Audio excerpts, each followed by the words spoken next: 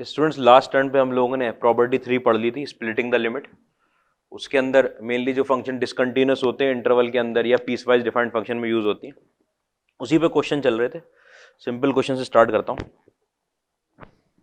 एक क्या है आपके पास क्वेश्चन, -1 से लेकर 3 तक मॉड्यूलस में x - 2 प्लस में ग्रेटेस्ट इंटीजर में x dx। सिंपल क्वेश्चन, एकदम जल्दी से कर दो।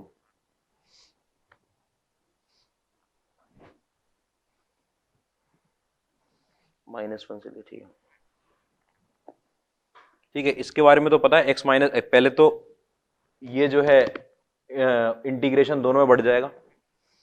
पहले तो सिंपल काम करोगे भैया, इंटीग्रेशन बांट दो कि -1 से लेकर 3 में, ठीक, किस पे चला गया आपके पास, मॉड्यूलस में x - 2 dx प्लस में आपके पास -1 से लेकर 3 में ग्रेटेस्ट इंटीजर x dx। ऐसे तो बांट देंगे। अच्छा, मॉड्यूलस में x - 2 को तो मैं ग्राफ से सॉल्व करना जानता हूँ, ये रहा 2, ठीक है, ऐसे करके जाएगा, ठीक है। -1 से लेकर कहाँ तक, 3 तक। एरिया निकाल के लाना है ट्राइंगल का, ये वाला एरिया और ये वाला एरिया, इसमें तो प्रॉब्लम होनी नहीं है। अच्छा, ग्रेटेस्ट इंटीजर में, ग्रेटेस्ट इंटीजर को भी आपको पता है कि अगर ग्राफ ही बना लो सीधे सीधे डायरेक्ट, तो ये ऐसे गया, ऐसे गया, 1 पे, 2 पर, 3 पर,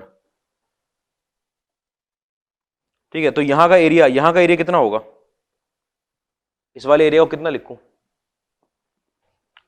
-1, उसके बाद फिर ये वाला तो 0, उसके बाद फिर 1 और फिर कितना 2, कंसेक्यूटिव इंटीजर चलते हैं तो -1, 0, 1 और 2, ठीक है। ये निकल कर आ गया आपके पास कंसेक्यूटिव इंटीजर में, तो उधर से निकल कर आएगा 2 और इधर से कितना निकल कर आया, ये आएगा कितना 1/2 और ये आएगा कितना 9/2, 1/2 प्लस 9/2, ठीक है। मतलब इधर से आ जाएगा 7 आ जाएगा टोटल। देखो सिंपल क्वेश्चन एकदम, जल्दी करो इसको याद दिलाने के लिए।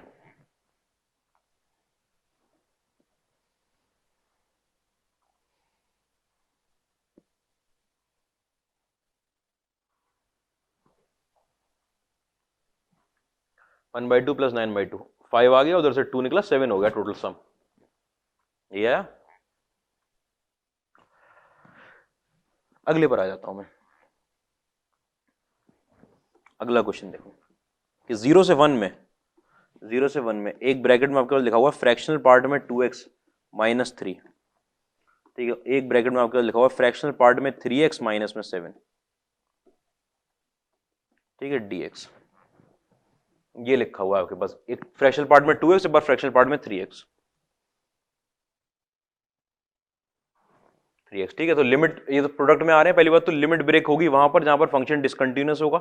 इसकी कहीं डिसकंटिन्यूटी आएगी इस वाले पार्ट की, 1/2 पर डिसकंटिन्यूट एट x = 1/2, ये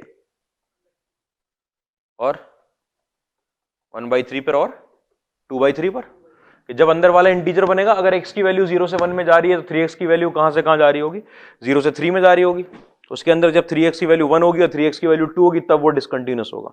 तो आपको ब्रेक कैसे करना है इसके अंदर, कि पहले 0 से लेकर 1/3 तक, ठीक है, आप ये, इसको मैं fx लिख रहा हूं, ठीक है, आपने fx लिख लिया, फिर वही सेम फंक्शन आपने 1/3 से लेकर 1/2 तक लिख लिया, फिर वही सेम फंक्शन आपने 1/2 से लेकर 2/3 तक लिख लिया, ठीक है, फिर वही सेम फंक्शन आपने 2/3 से लेकर 1 तक लिख लिया,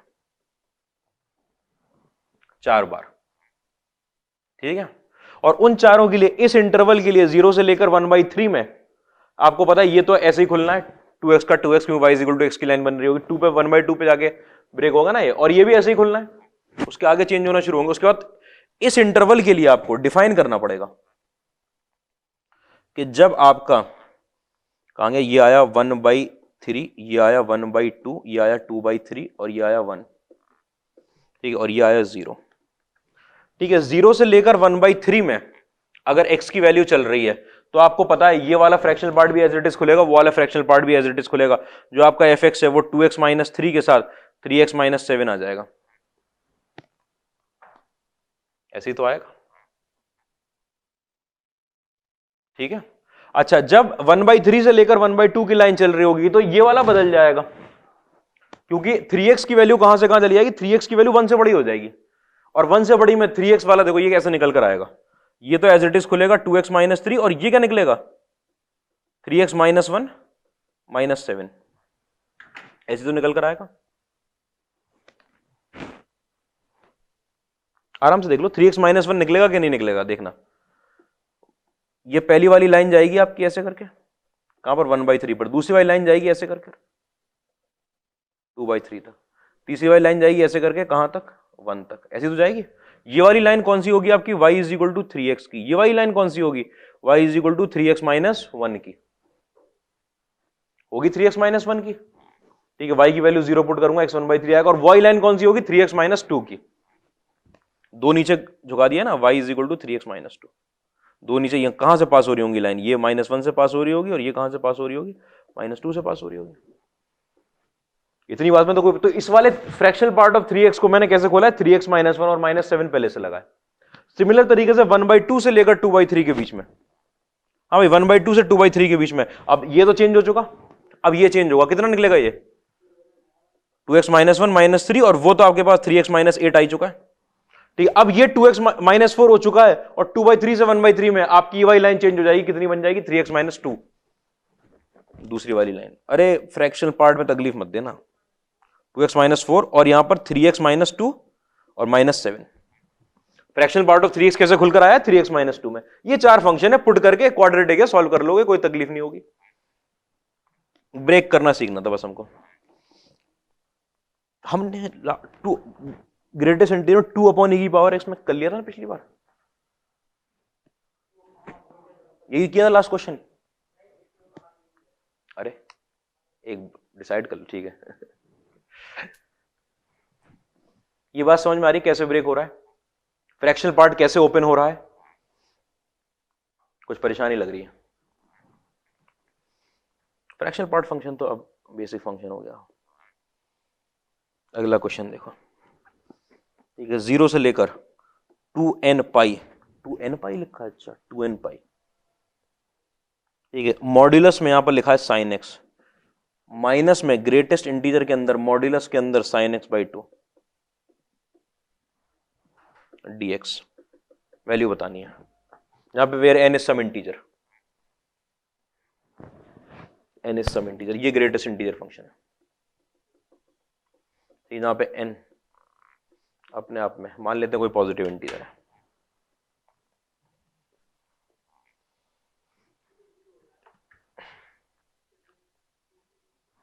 सही, ठीक है। ये मैं फंक्शन में भी दिखा चुका हूं एक बार कि मॉड्यूलस में ये साइन एक्स का जो मॉड्यूलस होता है उसकी वैल्यू कहां से कहां लाई करती है, 0 से 1 के बीच में, और उसमें 2 डिवाइड हो रहा है, तो मॉड्यूलस में साइन एक्स बाई 2 जो है वो कहां से कहां लाई करेगा, 0 से लेकर 1/2 में, और 0 से लेकर 1/2 में कोई वैल्यू चल रही है और उस पर ग्रेटेस्ट इंटीजर लग रहा है, तो कितना आंसर निकल कर आएगा, 0 निकल कर आएगा। ये तो 0 है हमेशा, for all x belonging to R ये 0 है, तो इसको तो सॉल्व ही नहीं करना आपको।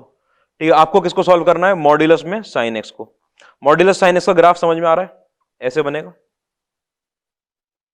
ये रहा पाई, ये रहा 2 पाई, ये रहा 3 पाई, डायरेक्ट बता देंगे। हाँ भाई, एक कितने कितने कहां तक जा रहा है ये, ठीक है, ये जा रहा है आपके पास 2n पाई तक, ठीक है, चलता जा रहा है। एक लूप का एरिया कितना है, 2 है, कितने लूप हैं टोटल, अरे एक पाई इंटरवल में एक लूप आ रहा है, ठीक है, कितने बार पाई आ रहा है, 2n टाइम्स पाई आ रहा है, तो 2 into 2n, 2 into 2n, 4n, 2 into 2n। एक जो 0 से पाई का जो एक ये वाला लूप जिसे हम लूप बोलते हैं, इस लूप का एरिया होता है 2, इसका डेफिनेट इंटीग्रेशन 0 से पाई के अंदर, ठीक है। अब आपको पता है कि ऐसे करें कितने लूप बन रहे हैं, 2n लूप बन रहे हैं, अगर एक का एरिया 2 है तो 2n का एरिया कितना होगा, 2n इंटू 2 मतलब 4n।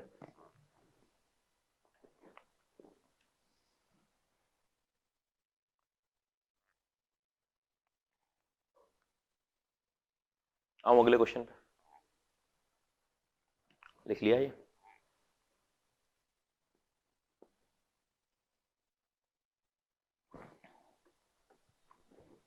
आपके पास पाई से लेकर 2 पाई में ग्रेटेस्ट इंटीजर के अंदर 2 साइन एक्स dx की वैल्यू कितनी होगी, पाई से लेकर 2 पाई में, ठीक।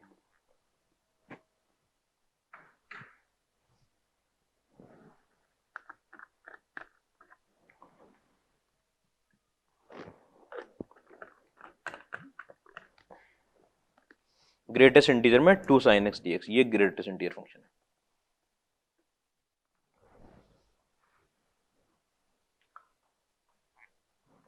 ठीक है भाई, जरा बताओ कि पाई से लेकर 2 पाई में, जब आपका x जो है चल रहा है पाई से लेकर 2 पाई में, तो उस टाइम पे साइन x की वैल्यू कहां से कहां जा रही होगी? 0 से लेकर 1 के बीच में ऐसे जा रही होगी क्या?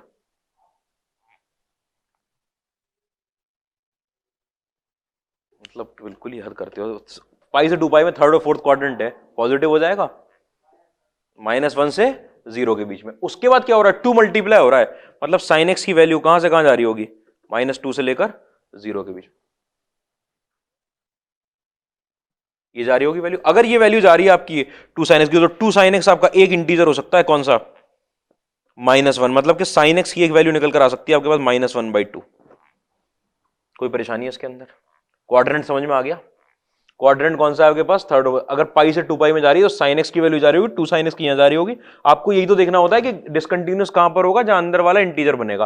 अगर अंदर वाले की वैल्यू -2 से 0 में जा रही है तो वो एक ही इंटीजर वैल्यू पकड़ सकता है -1, और वो -1 x की किस वैल्यू पर निकल कर आ रहा है? कौन सी वैल्यू आ रही है? एक तो बता दो, वैसे तो 2 आएंगे। 4π/3। अच्छा, पाई प्लस π/6 और 2 पाई माइनस π/6, पाई प्लस π/6 और 2 पाई माइनस π/6। ठीक है,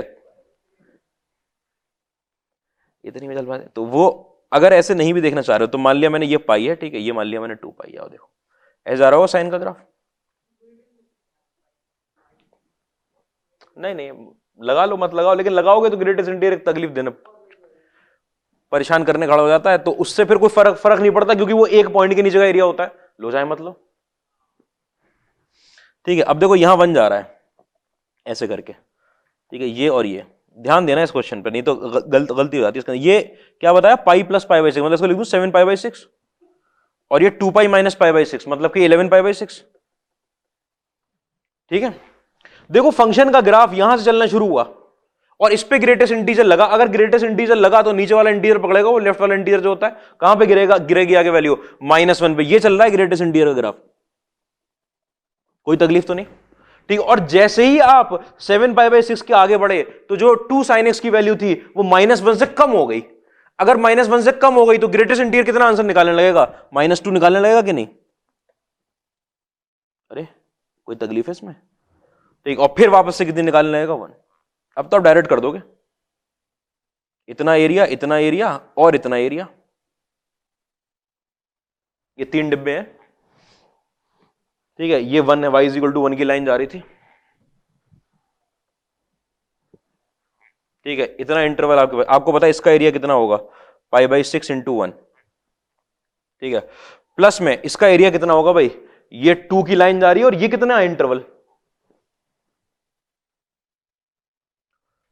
11π/6 7 4π/6 आएगा, 2π/3 का इंटरवल है, 2π/3 का, तो 2 × 2π/3 प्लस साइन के साथ आपका, फिर आपका π/6 × 1। क्या कर रहा हूं? ये रेक्टेंगल के एरिया निकाल रहा हूं। इस रेक्टेंगल का एरिया, ग्रेटेस्ट इंटीजर क्या होगा? जब फंक्शन ऐसे चल रहा है तो ग्रेटेस्ट इंटीजर नीचे गिरता है इंटीजर पे, फिर फंक्शन ऐसे जा रहा है ग्रेटेस्ट इंटीजर नीचे गिरता है। ये मैंने लिमिट बना के दिखाया था। फिर फंक्शन ऐसे जा रहा है ग्रेटेस्ट इंटीजर नीचे गिरता है इंटीजर पे। ठीक है, ये एरिया निकल कर आया, किस साइन के साथ निकल कर आएगा? ये माइनस साइन के साथ, क्योंकि नीचे का एरिया है। ठीक है, तो कितना निकल कर आया भाई? 4π/3 प्लस में π/3, 5π/3 माइनस 5π/3। बहुत बढ़िया।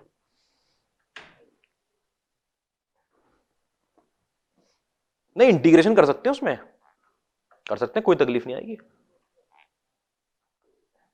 ब्रेक कर लेना एक बार, कहां से कहां तक? 0 से लेकर 7π/6 में, एक बार 7π/6 से 11π/6 में, एक बार 11π/6 से यहां।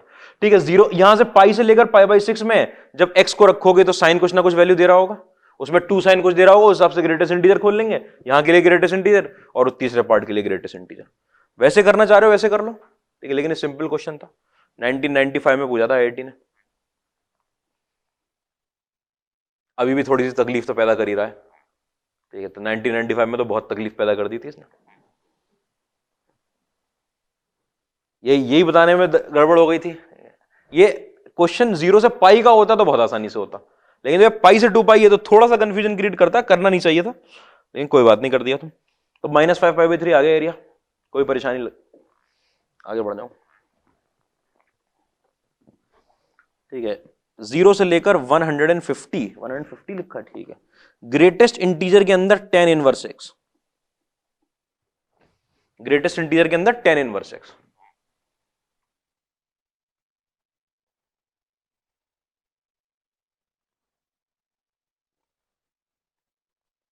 इसको सॉल्व करने में तो जरा सी भी देर नहीं लगाऊंगा।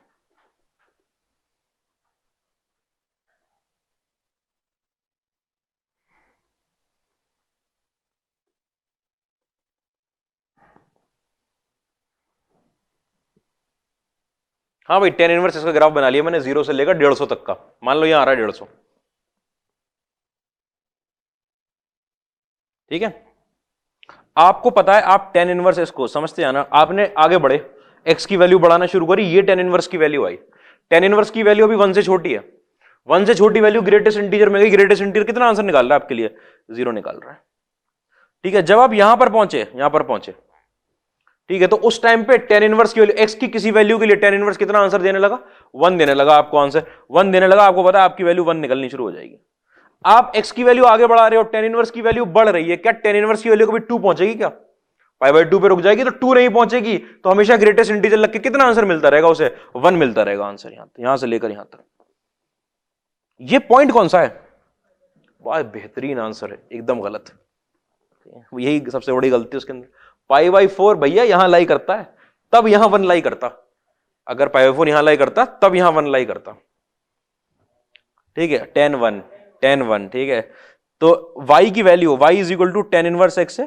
y की वैल्यू आपके पास 1 आ चुकी है, तो x की वैल्यू कितनी आ जाएगी? tan 1। कोई बात नहीं, कोई बात नहीं, कभी कभी ये वो जल्दबाजी में गलती होगी एग्जाम में, देखना। अच्छी बात है, 4 जेई मेन से, ठीक है। एक में हुई, दूसरे में हुई, तीसरे, चौथे में तो सुधर जाओगे।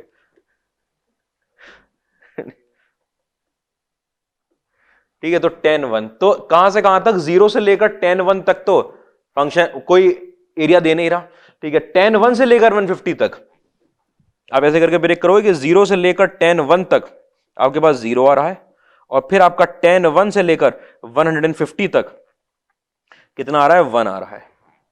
1 आ रहा है, जैसे आपको पता चला 1 आ रहा है, आपका आंसर निकल कर आएगा 150 माइनस tan 1। 150 माइनस, आराम से देखना है कि भैया ये y की वैल्यू है, ठीक है। अच्छा, जल्दबाजी में ये गड़बड़ तो बहुत कॉमन है, कॉमन मिस्टेक है, ऐसी कोई बात नहीं है कि ब्लंडर कर दिया। ज्यादातर लोग π/4 ही सोच रहे थे।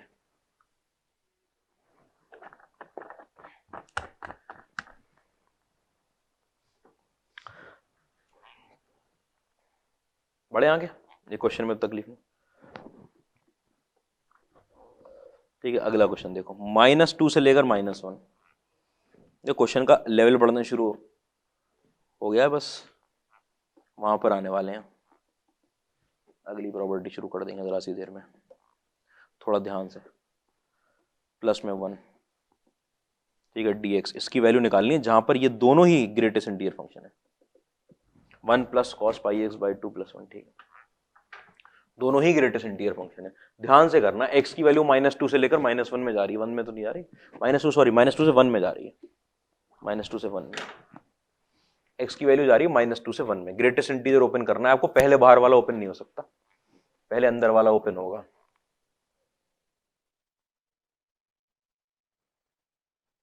-2 से 1 है, -2 से 1 है, देख लेना, ठीक है। तो x की वैल्यू अगर आपके पास, आपको पता है कि -2 से लेकर 1 के बीच में जा रही है, तो πx/2 की वैल्यू कहां से कहां जा रही होगी? -π से लेकर π/2 तक। π/2 मल्टीप्लाई कर रहा हूं दोनों में, दोनों तरफ, ये πx/2। आप आराम से देखो, अगर आपका कॉस के अंदर का जो इनपुट है वो -π से लेकर π/2 में जा रहा है, जरा कॉस का ग्राफ देखते हैं। कॉस का ग्राफ यहां पर होता है -π/2, यहां पर होगा -π, ठीक है। -π से लेकर π/2 में ये कॉस का ग्राफ होता है, ठीक है। इतनी बात परेशानी नहीं, कॉस का ग्राफ ऐसे जा रहा होता है। इसके लिए क्या क्या इंटीजर वैल्यू लेगा कॉस? -π पे तो ओपन रखा हुआ है मैंने, ठीक है। एक तो 1 अचीव करेगा, ठीक है, और एक क्या लेगा? 0 लेगा, 2 वैल्यू लेगा। अरे -π पे तो क्या रख लिया? ओपन इंटरवल रख लिया है, ठीक है। तो -1 तो लेगा नहीं कॉस, कौन सी वैल्यू लेगा? कॉस हो रहा है 0 और कॉस कितना हो रहा है? 1। 0 हो रहा है और 1 हो रहा है, दो वैल्यू, दो इंटीजर वैल्यूज। खैर एक बार इसको, इस पे ध्यान देना, आपके पास लिखा हुआ है कॉस के अंदर पाई एक्स बाई टू का ग्रेटेस्ट इंटीजर, बाहर कुछ भी लगा हुआ, इसमें आपको ग्रेटेस्ट इंटीजर की प्रॉपर्टी पता है कि कोई इंटीजर अगर होता है तो उसे बाहर रख देता है, मतलब ये 1 प्लस में ग्रेटेस्ट इंटीजर के अंदर cos pi x by to था। कोई परेशानी नहीं। अच्छा cos pi x by to में आपको पता है जब ये इंटरवल चलेगा तो आंसर निकलेगा -1। अरे ग्रेटेस्ट इंटीजर का आंसर कितना निकलेगा? -1। तो वही लिखने जा रहा हूं कि जब आपका जो इनपुट है उसमें, आज के दिन पाई एक्स बाई टू को मैंने थीटा बोल दिया एक बार को, ठीक है, मैं थीटा बोल रहा हूं उसको, कि जब आपका थीटा जो है वो चल रहा होगा -पाई से लेकर -पाई/2 में, ठीक है, तो उस टाइम पे आपके कॉस्ट, इसकी ग्रेटेस्ट इंटीजर की वैल्यू कितनी निकल कर आएगी? -1 निकल कर आएगी। कि यहां से यहां में जब आपका थीटा चल रहा है, थीटा ले लिया इनपुट, ये रहा -पाई/2, क्योंकि मैं एक्स तो रख नहीं सकता, ये मैंने एक्स की वैल्यू नहीं लिखी है, ये मैंने किसकी वैल्यू लिखी है? पाई एक्स बाई टू की वैल्यू लिखी है, पाई एक्स बाई टू की, क्योंकि एक्स की वैल्यू तो आपकी -2 से -1 है, ये तो पाई एक्स बाई टू की वैल्यू -पाई से पाई/2 है, तो मैं पाई एक्स बाई टू उसी को मैंने थीटा मान लिया, ठीक है। तो जब थीटा आपका -पाई से पाई/2 के बीच में होगा, मतलब यहां तो उस टाइम पे कॉस थीटा की वैल्यू आपकी ये चल रही होगी नेगेटिव, नेगेटिव वैल्यू चल रही होगी, ग्रेटेस्ट इंटीजर लगती -1 आंसर मिलेगा, ठीक है। अच्छा थीटा की वैल्यू जब आपकी, थीटा की वैल्यू जब आपकी -पाई/2 से लेकर पाई/2 के बीच में चल रही होगी, तो उस टाइम पे आपका ग्रेटेस्ट इंटीजर कॉस थीटा का आंसर, -पाई/2 से 0 कर लेता हूं पहले, कॉस थीटा की वैल्यू कितनी निकलेगी? अरे 0 निकलेगी कि नहीं निकलेगी? -पाई/2 से यहां तक, यहां पर जाकर 1 होता है, लेकिन इस इंटरवल में ग्रेटेस्ट इंटीजर लगती है 0 आंसर। हाँ हाँ वो अभी कर रहे हैं, उस पर लिमिट तो ब्रेक करनी पड़ती है ना डिसकंटिन्यूटी पर। थीटा में 0 से लेकर आपके पास पाई/2 में आपके पास ग्रेटेस्ट इंटीजर के अंदर निकल कर आएगा यहां पर कितना? कॉस थीटा, और ये भी कितना निकल कर आएगा? 0। इसका मतलब ये हुआ कि जो ग्रेटेस्ट इंटीजर लग रहा है, जब ग्रेटेस्ट इंटीजर, ये थीटा के बारे में आपको पता है कि अगर थीटा की वैल्यू ये चल रही है, इसका मतलब एक्स की वैल्यू कहां से कहां चल रही होगी?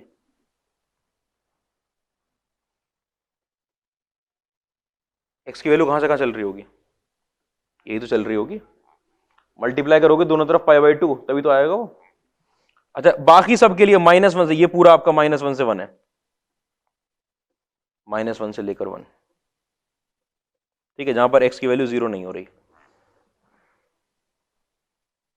ठीक है, कोई परेशानी। ये जो 0 नाम का इंस्टेंट है, उस जगह पर फंक्शन की वैल्यू आपकी 1 निकल रही है, तो ग्रेटेस्ट इंटीजर 1 निकाल रहा है, लेकिन वो एरिया अंडर द पॉइंट हो जाएगा। देखो ग्रेटेस्ट इंटीजर ग्राफ बनाऊं अगर मैं, तो ग्रेटेस्ट इंटीजर ग्राफ ऐसे बना, ऐसे बना, ये पॉइंट रह गया, ऐसे बना, ठीक है। इस जगह पर फंक्शन की value, greatest integer cos theta की वैल्यू 1 मिल रही है, लेकिन ये एरिया अंडर द पॉइंट है, और ये एरिया भी कितना होगा? 0 होगा। इस पूरे को यहां से यहां तक के को 0 मान के चलेंगे, इस पूरे को 0 मान के चलोगे तो x की वैल्यू जब आपकी -2 से -1 है, ठीक है, तो इस टाइम पे तो 0 आ गया। बताओ भाई क्या क्या ब्रेक करूं? एक -2 से लेकर -1 में, ठीक है, एक मैंने किया -1 से लेकर 0 में, और एक किया मैंने 0 से लेकर 1 में, ठीक है, कोई परेशानी नहीं। अभी पूरा नहीं हुआ क्वेश्चन, अभी तो वो अंदर वाला पार्ट सॉल्व हुआ है, ठीक है। तो एक बार -1 आ रही है, मतलब ये तो 0 बन रहा है, -1 आ रही है, मतलब अगर इसकी वैल्यू -1 आ गई तो ये तो बन गया 0, ये 0 बन गया, इससे मल्टीप्लाई हुआ 0, ग्रेटेस्ट इंटीजर 1 निकलेगा आंसर। दिख रहा है ना? अगर ये वाली वैल्यू मेरी -1 आ गई, ये वाली वैल्यू -1, तो ये 0 निकलेगा, 0 इससे मल्टीप्लाई होगा, ये 0, 1 बचा, सिर्फ 1 निकल कर आ जाएगा -2 से -1 के लिए, तो 1 dx। उसके बाद प्लस में पूरा पूरा सॉल्व हो गया, वो -1 से लेकर 0 में। हाँ भाई -1 से 0 में इसने आंसर दिया 0, ये निकला 1,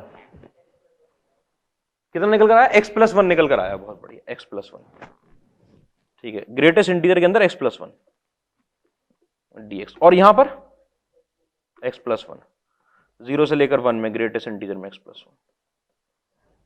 0 पर ब्रेक करके रखो, क्योंकि 0 पर आपका फंक्शन डिसकंटिन्यूअस था, डिसकंटिन्यूटी का पॉइंट था ना, तो गड़बड़ कर सकता हो। हाँ ठीक है, करके तो रखो, आदत डालो इसकी, नहीं तो जब क्वेश्चन आए इसमें गड़बड़ हो रही होगी, उसमें नहीं, उसमें प्रॉब्लम हो जाएगी। अभी तो सिंपल क्वेश्चन है। हाँ इसका आंसर कितना निकलेगा? -1 निकल कर आएगा इसका आंसर। इसका कितना निकलेगा भाई? -1 से 0 में ये -0 निकलेगा, ये तो -1 से 0 में जब वैल्यू चल रही है x की, तो अपना ग्रेटेस्ट इंटीजर x कितना आंसर निकालेगा? -1। ये 1 तो बाहर रख के इसको ऐसे कर लेंगे, ठीक है, ये -1 निकालेगा और ये कितना आंसर निकालेगा, 0 निकाल देगा, वो 1 निकालेगा 0 हो जाएगा। उसके बाद अगले वाले में, ठीक है, ये आपके पास 1, कितना आंसर आ गया, 2।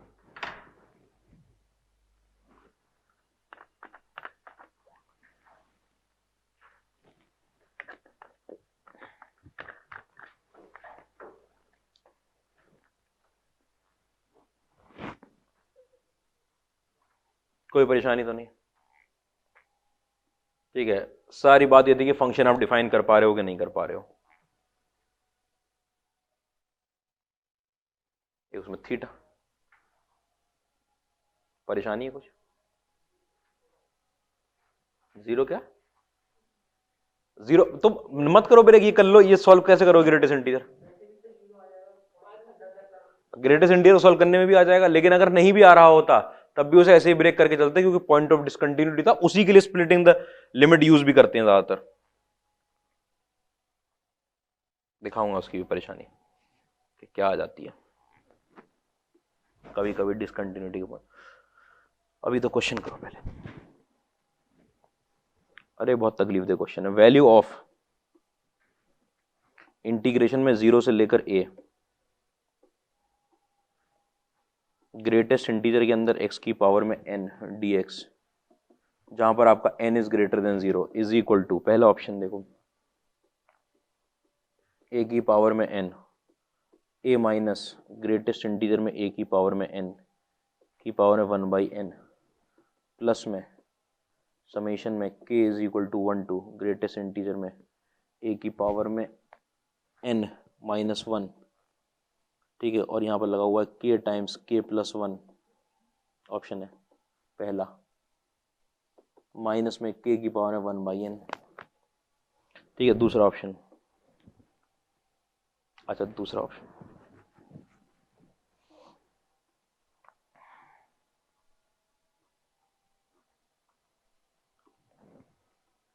ये दूसरा, ग्रेटेस्ट इंटीजर में a की पावर में n, अच्छा सिर्फ इतना सा फर्क है, a प्लस ये 1/n,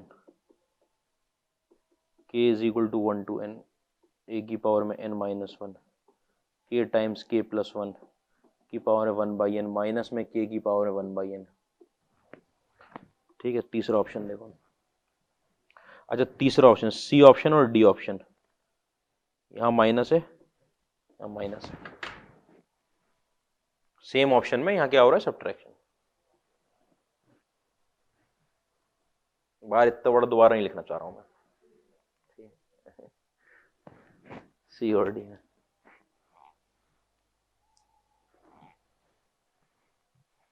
जीरो से लेकर a में ग्रेटेस्ट इंटीजर के अंदर x की पावर में n,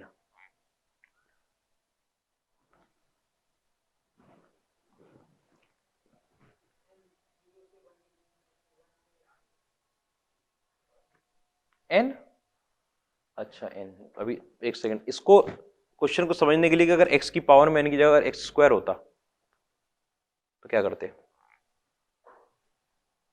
ये पॉइंट ऑफ डिसकंटिन्यूटी पे ब्रेक होता है, देखना ये सिर्फ क्वेश्चन बेकार का। यहां पे मैं अगर वैल्यू 7 रख दूं या 2 रख दूं तो कोई परेशानी है क्या, यहां 7 रख दूं या 2, यहां पे 3 रख दूं या 2 रख दूं तो x स्क्वायर का क्वेश्चन बन जाएगा। ऐसा क्वेश्चन आप कर चुके हो, लेकिन जैसे जैसे पावर बढ़ती जाती है ना वो तकलीफ दे होता जाता है कि अगर x क्यूब रख दिया जाए, यहाँ x की पावर 4 रख दिया जाए, यहाँ हमने तो x स्क्वायर वाले क्वेश्चन करके खत्म कर दिया, x की पावर n रखा हुआ है।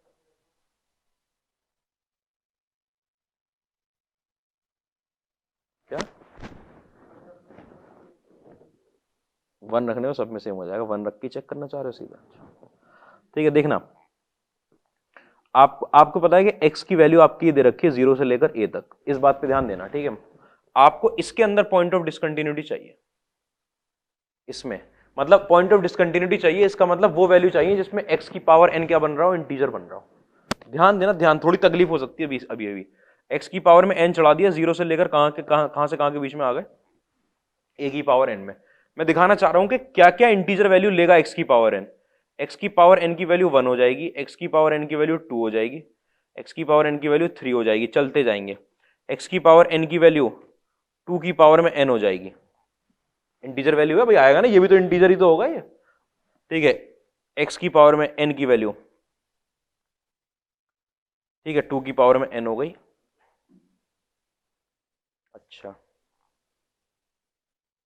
x की पावर में n अगर अपने आप में इंटीजर, हाँ, अरे मैं ये ले रहा हूँ 2 की पावर में n प्लस 1। अरे इसका अगला इंटीजर लिखोगे ना, एक एक करके बढ़ा रहे हो ना इंटीजर, तो इंटीजर तो एक एक करके बढ़ा रहे हैं ना, देखते जाना अभी। ठीक है, ऐसे चलते जाएंगे। ऐसे x की पावर में n की वैल्यू 3 की पावर में n माइनस 1 हो जाएगी कभी। ठीक है, x की पावर में n की वैल्यू क्या हो जाएगी, 3 की पावर n हो जाएगी, x की पावर में n की वैल्यू 3 की पावर में n प्लस 1 हो जाएगी। ऐसे इंटीजर बढ़ते जा रहे हैं। ठीक है, ऐसे चलती जा रही है वैल्यू। x की पावर में n की वैल्यू, एक वैल्यू देखना, एक जगह आएगी जब x की पावर में n की वैल्यू, इंटीजर ही तो लेना है, ग्रेटेस्ट इंटीजर में a की पावर n हो जाएगी। अरे ये कहां से आ गई वैल्यू, आराम, अब समझना, समझना भाई बात। ये वैल्यू चल रही है, ठीक है, ग्रेटेस्ट इंटीजर के अंदर a की पावर में जो n होगा, ठीक है, अगर आपका a की पावर, अगर मान लो a कोई नंबर है, ये यहां पर, ये किसी k और k प्लस 1 के बीच में लाई करता है, कौन सा, a की पावर में n करेगा ना भाई। अगर a की पावर में n कोई नंबर है तो किन्हीं दो कंसेक्यूटिव इंटीजर के बीच में तो लाई कर जाएगा। अगर उस पर ग्रेटेस्ट इंटीजर लगाऊंगा तो ये वाला इंटीजर मिलेगा कि नहीं मिलेगा, ग्रेटेस्ट इंटीजर लगा दूंगा इस पे तो ये पीछे वाला इंटीजर मिल जाएगा। और आपको इंटीजर वैल्यू नहीं देखनी होती अंदर वाले की, कोई परेशानी हो रही है इसके अंदर, देख लो आराम से पहले। ठीक है, ये वैल्यू, अच्छा ये वैल्यू मिलेगी आपको, और इसके पीछे जाओगे तो x की पावर में n, जब आपका क्या हो रहा होगा, ग्रेटेस्ट इंटीजर में a की पावर में n, जो कि ये वाला इंटीजर है k, इससे एक पीछे वाला इंटीजर -1 हो रही होंगी ये वैल्यूज। ठीक है, बहुत तकलीफ दे वैल्यू मुझे पता है। अब देखना कि ये तो x की पावर n की आई है, आप x की पावर n की वैल्यू नहीं लिखते हो लिमिट में, लिमिट ब्रेक करने के लिए करते हैं ना ये काम। तो डिसकंटिन्यूटी का पॉइंट समझना भाई, x की वैल्यू क्या होगी, होगी कि नहीं, x की वैल्यू क्या होगी, अरे यही तो करते हो। अगर एक्स स्क्वायर की वैल्यू 2 आई होती तो एक्स को क्या लिखते, √2 ही तो लिखते, तो अब nth रूट लिखेंगे। ठीक है, यहां पे क्या लिखेंगे, x की वैल्यू को 2 की पावर 1 बाई, यहां पे क्या लिखेंगे 2 की पावर में n की पावर में 1 बाई, मतलब ये कितना आ रहा होगा, ये 2 आ रहा होगा। a तक जाना है ना हमको, तो हम अभी कहां पहुंचे x की वैल्यू लेकर, 2 तक पहुंचे। आपको कहां तक जाना है, a तक जाना है। ठीक है, यहां पर क्या आ रहा होगा, x इज इक्वल टू 2 की पावर में n प्लस 1 की पावर है 1 बाई n, इसका कुछ नहीं कर सकते। ठीक है, ऐसे यहां पर x की वैल्यू क्या आ रही होगी, 3 की पावर में n माइनस 1 का nth रूट। ऐसे यहां पर क्या आ रहा होगा, x की वैल्यू 3 की पावर में n का nth रूट, मतलब कितनी आ रही होगी 3, अभी 3 पे पहुंचे। आपको कहां तक जाना है, a तक जाना है, x की वैल्यू कहां तक लेकर पहुंचे, 3 तक। ठीक है, ऐसे ही बढ़ते जाओगे तो आपको पता है यहां पर आपके पास x की वैल्यू निकल कर आएगी ग्रेटेस्ट इंटीजर में a की पावर में n माइनस 1 की पावर में 1 बाई n, और यहां से आपके पास x की वैल्यू निकल कर आएगी ग्रेटेस्ट इंटीजर में a की पावर में n की पावर में 1 बाई n, काट मत देना उसको। ठीक है, अब लेकिन जब आप इंटीग्रेशन की लिमिट लगा रहे होगे तो ये तो ठीक है, आपने यहां तक कर लिया, यहां तक, आपको कहां तक जाना है, a की पावर n तक जाना है ना, a की पावर n तक। ठीक है, इंटीग्रेशन की लिमिट जो लगाओगे वो आखिरी लिमिट निकल कर आएगी आपके पास a की पावर में n की पावर में कितना, 1 बाई n। आप कहां तक लेके जाओगे भाई, x की वैल्यू को कहां तक लेके जाना है आपको, a तक लेके जाना है ना, 0 से a तक। इसका मतलब x की पावर में n को कहां तक लेके जाना है, a की पावर में n तक लेके जाना है। अच्छा, a की पावर में n तक लेके जाना है, इस a की पावर में n यहां पर कहीं लाई करेगा दो इंटीजर के बीच में। इससे पहले वाले इंटीजर पे आप आ चुके हो ग्रेटेस्ट इंटीजर लेके, यहां से यहां जाना है। अभी लास्ट लिमिट जो लगानी है, लास्ट लिमिट लगानी है, मतलब x की पावर n को a की पावर n बनाना है। इसका मतलब x को क्या बनाना है, a की पावर n का nth रूट, मतलब x को क्या बनाना है आपको, a बनाना है। ये तक तो जाओगे ना एंड में, तकलीफ होगी इतने में, अभी तो पहले पहले करो ये इतना समझो पहले, तो आराम से लिख लिख के ये लिख लिया था ना ऑप्शन, कि अंदर वाले की डिसकंटिन्यूटी देखनी है। ओ ग्रेटेस्ट इंटीजर की, ग्रेटेस्ट इंटीजर की डिसकंटिन्यूटी के लिए आपको ये सोचना है कि अंदर वाला इंटीजर कहां बनेगा। जैसे अगर यहीं पर आपके पास वहां 2 पड़ा हो और x क्यूब पड़ा हो, तो आप बोलोगे x की वैल्यू 0 से 2 में जा रही है, तो x क्यूब 0 से 8 जा रहा होगा, तो x क्यूब की कौन कौन सी वैल्यू आएंगी, x क्यूब की वैल्यू 1 2 3 4 5 6 7 तक आ जाएंगे, तो उनका क्यूब रूट लगेगा सारी वैल्यूज का।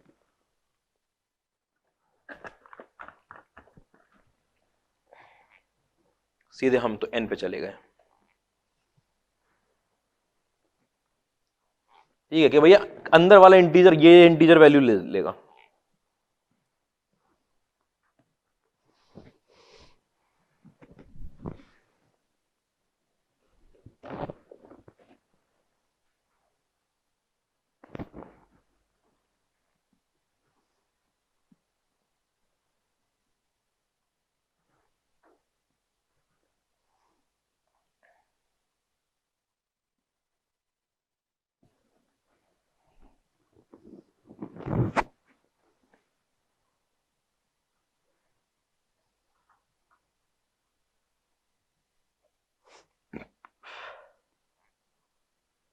3 की पावर 1 बाई n, सॉरी ये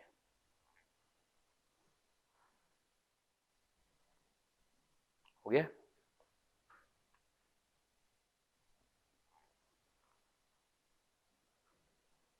कि x को आपको a के पास लेके जाना है, जब x a के पास जा रहा होगा तो x की पावर में n a की पावर में n के पास जा रही होगी। a की पावर में n के पास आपको पता है कोई भी नंबर हमेशा a की पावर n जैसा नंबर, a कोई इंटीजर तो है नहीं, पक्की बात तो है नहीं, n इंटीजर है, वो k और k प्लस 1 दो इंटीजर के बीच में तो लाई करता ही है रियल नंबर। तो जब a की पावर में n पे ग्रेटेस्ट इंटीजर लगाए तो आप k ले चुके हो, k तक आ चुके हो आप। अब आपको a की पावर n तक लेके जाना है, किसको? x की पावर n को। x की पावर n को a की पावर n तक ले जाने का मतलब x को a की तरफ ले जा रहे हो।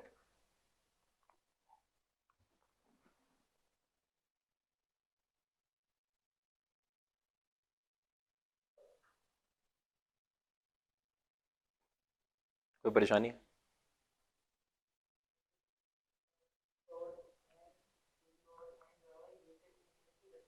जस्ट बाद आएगा, जस्ट बाद ही तो आएगा। देखो यहां तक आप लिमिट लगा चुके हो, a की पावर में n का ये, x की पावर में n को ये मान चुके हो आप a की पावर n का ग्रेटेस्ट इंटीजर, मतलब x की पावर n, x की पावर n यहां तक जा सकता है मैक्सिमम, और ये वैल्यू किन्हीं दो कंसेक्यूटिव इंटीजर के बीच में जाएगी, और आप इंटीजर ढूंढते हुए आ रहे हो, आप इस इंटीजर तक पहुंच गए। इस इंटीजर तक पहुंचोगे कैसे? वो तो मैं इधर से बढ़ता हुआ आ रहा हूं तो मैं k तक पहुंचा, लेकिन अगर a की पावर n है मेरे पास तो कैसे बचूंगा? ग्रेटेस्ट इंटीजर लगाकर, मतलब वो जस्ट पहले वाला होगा, जस्ट पहले वाला। इतनी बात में तकलीफ नहीं, ठीक है। अब लगा करना शुरू करें लिमिट को ब्रेक। हाँ भाई, 0 से लेकर कहां जाएगा? 1 तक। सबसे पहला वाला तो बहुत बढ़िया है, x की पावर में n dx। फिर उसके बाद 1 से लेकर 2 की पावर में 1 बाई n,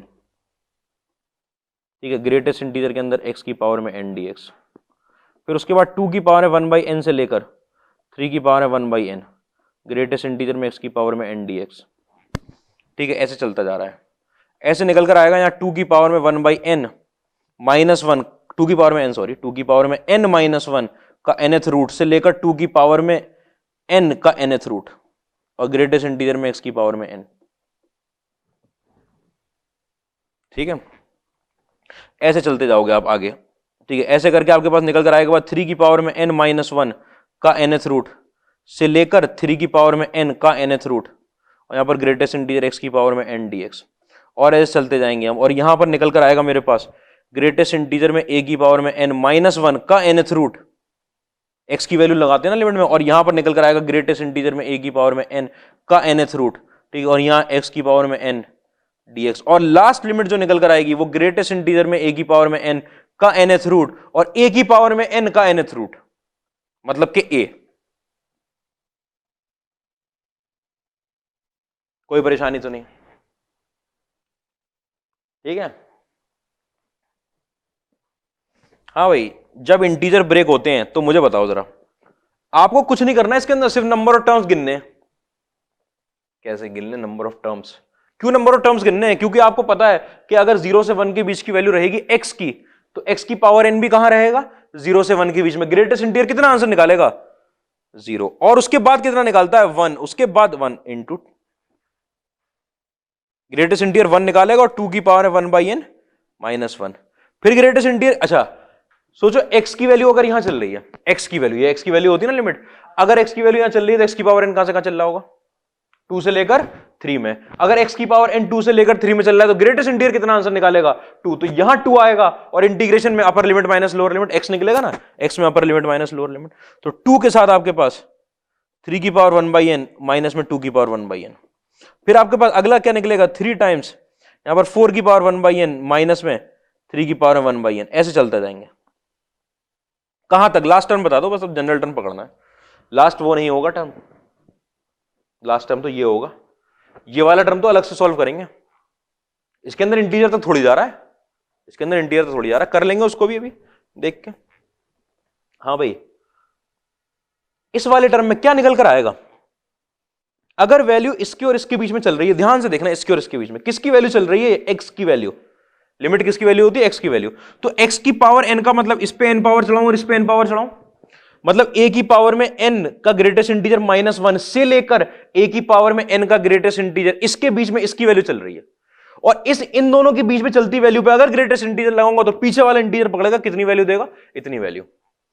ठीक है, तो कितना निकल कर आया आपके पास, a की पावर में n माइनस 1, ये तो बाहर आया a की पावर में n का ग्रेटेस्ट इंटीजर -1, और लिमिट में क्या हुआ, दोनों का सब्ट्रैक्शन हो गया, कितना, a की पावर में n के ग्रेटेस्ट इंटीजर 1/n माइनस में a की पावर में n का ग्रेटेस्ट इंटीजर -1 की पावर में 1/n, देख लो आराम से। उसके बाद ये लास्ट वाला टर्म ये अपने आप में इंटीग्रेशन है भाई, कहां से कहां तक, a की पावर में n 1/n और से लेकर a का, ठीक है, और क्या है इसमें वैल्यू कितनी आएगी, ये लग रहा है कि आपको, आराम सोचो कि यहां से यहां में चल रही है x की पावर n की वैल्यू, x की पावर n की वैल्यू, x की पावर n की वैल्यू चल रही है, ग्रेटेस्ट इंटीजर लगेगा तो पीछे वाला इंटीजर पकड़ेगा। बताओ भाई पीछे वाला इंटीजर कौन सा था, ये तो था पीछे वाला इंटीजर, ये था x, यहां चल रही वैल्यू देखना, ये जो ग्राफ बना अभी बनाया था ना पॉइंट, कि x की पावर n आपका यहां से यहां के बीच में चल रहा है, यहां से आगे बीच चल रहा है, ग्रेटेस्ट इंटीजर लगेगा तो यही तो आएगा, लिमिट आपकी वो रही a तक रही। ठीक है, इसको जब मैं सॉल्व करूंगा तो ये मेरे पास कितना निकल कर आएगा, a की पावर में n, ठीक है, यहां पर a माइनस ग्रेटेस्ट इंटीजर में a की पावर में n की पावर 1/n निकल कर आया ये, और बाकी सब तो समीशन लिखा सीरीज का, समीशन लिखा भाई, k की वैल्यू इस टर्म से शुरू करूं, 1 2 3 से लेकर यहां तक जा रही है, आराम से देखो 1 2 3 से लेकर k की वैल्यू कहां जा रही है भाई, समेशन के अंदर k इज इक्वल टू 1 से लेकर ग्रेटेस्ट इंटीजर में a की पावर में n माइनस 1, 1 2 3 4 लगती जाएगी, यहां तक लग रही है लगातार वैल्यू, अंदर क्या लग रहा है उसका, ठीक है, साथ में यहां, अरे यहां पर k लग रहा है ना, मैं k की वैल्यू 1 पुट करूंगा, 2 पुट करूंगा, अच्छा जो टर्म यहां आ रहा है वो यहां माइनस में आ रहा है, 2 आ रहा है तो -2 आ रहा है, 3 आ रहा है तो -3 की पावर 1/n आ रहा है, ये टर्म आ रहा है तो इसकी पावर 1/n आ रहा है, इसका मतलब आगे तो आपका माइनस में k की पावर में 1/n ही लगा हुआ है, और उससे एक बढ़ा के nth रूट इधर लगा हुआ है, 2 लाए तो 3 आए, 3 आए तो 4 यहां है, ये आपका -1 वाला है तो ये बिना -1 वाला है, एक बढ़ाकर मतलब k + 1 की पावर में -1 यहां की पावर 1/n यहां लगा हुआ है, आगे ऑप्शन n आपने n डिग्री पे कर दिया ग्रेटेस्ट इंटीजर, अब 3 4 की तो बात ही नहीं है कुछ,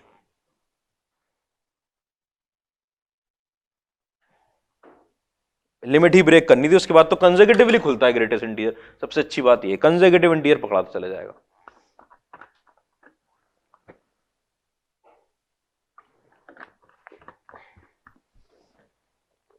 कोई परेशानी तो नहीं इसमें, बात क्लियर, क्या करना है,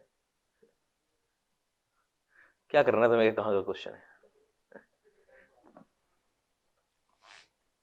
इस क्वेश्चन में अच्छी बात यह है कि जैसे x² वगैरह का क्वेश्चन होता है, जैसे किसी भी डिग्री का क्वेश्चन आपके पास आ जाए, अब आपकी तकलीफ नहीं है, x² के तो कर लिए थे, क्यूब का आ जाए, 4 का आ जाए, 5 का आ जाए, अब तकलीफ ही नहीं है, n में कर दिया है, अब तो हो गया। MSc में डेफिनेट इंटीग्रेशन पढ़ाएंगे क्या, कब तक पढ़ाते रहेंगे डेफिनेट, मतलब पढ़ाते हैं लेकिन अलग तरीके का होता है, ऐसा 2 साल BSc में होता, 3rd ईयर MSc, नहीं फेल हो जाओ तो 3रा साल भी लग जाएगा MSc में, उसमें क्या है 3 4 भी लगा लो, उसमें कितनी देर हो गया भाई, लिख लिया है, अगले क्वेश्चन पे आ जाऊं, अगले क्वेश्चन देखना, 0 से लेकर ग्रेटेस्ट इंटीजर में x, लिमिट में गया, 0 से लेकर ग्रेटेस्ट इंटीजर में x, 2 बार इंटीग्रेशन लग गया आपके पास, ये ग्रेटेस्ट इंटीजर में x माइनस में ग्रेटेस्ट इंटीजर में x माइनस 1/2, ठीक है, ये लगाए dx और ये लगाए dx,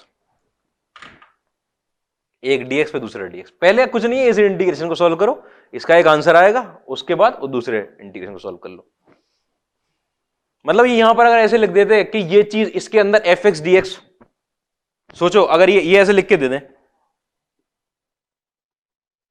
fx dx, जहां पे fx को कैसे डिफाइन किया जा रहा है कि 0 से लेकर greatest integer x, greatest integer में x माइनस में x माइनस 1/2 dx, और ये IIT बहुत आराम से कर सकता है, क्योंकि वो फंक्शन को लिमिट में अगर डिफाइन कर सकते हैं तो वो फंक्शन को डेफिनेट इंटीग्रेशन में और करते ही हैं, न्यूटन लेबनीज लगा लगा के तो उन्होंने हद कर दी है कि उसमें तो करते ही है डिफाइन, और ऐसे कर दें और एफ एक्स लगवा दें। यही तो काम लिमिट में किया जाता था कि आपका एफ एक्स जो है वो लिमिट में दे दिया और एफ एक्स पे लिमिट पूछ ली, मतलब 2 बार लिमिट लगवा दी।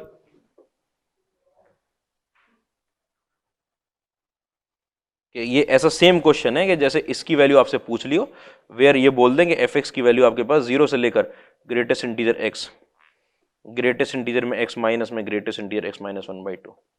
तो आपको इस बात में होशियार रहना हमेशा कि अच्छा फंक्शन को ऐसे भी दे सकते हैं कि फंक्शन को वो limit, function represented as a limit हो सकता है, फंक्शन डेफिनेट इंटीग्रेशन जो न्यूटन लेबनीज होता है वो तो हो ही सकता है, और ये सिंपल इंटीग्रेशन भी हो सकता है, वो सिंपल डेफिनेट इंटीग्रेशन।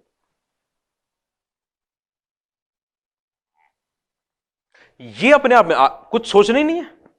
इसको देख देख के परेशान हो रहे हो, तो एन है भैया, ये तो एन है, ठीक है, इसका करना है आपको इंटीग्रेशन।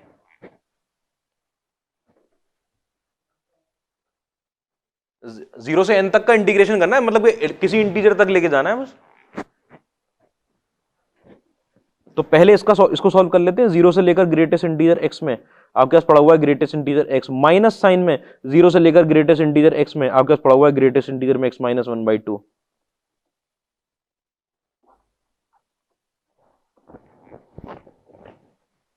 माइनस 1/2 बाहर आ जाएगा, हाँ बाहर आ जाएगा बाहर माइनस 1/2 बाहर आ जाएगा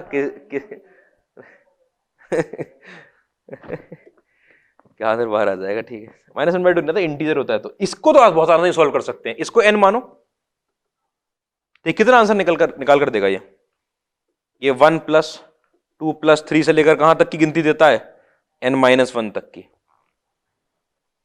ठीक है। माइनस में इसके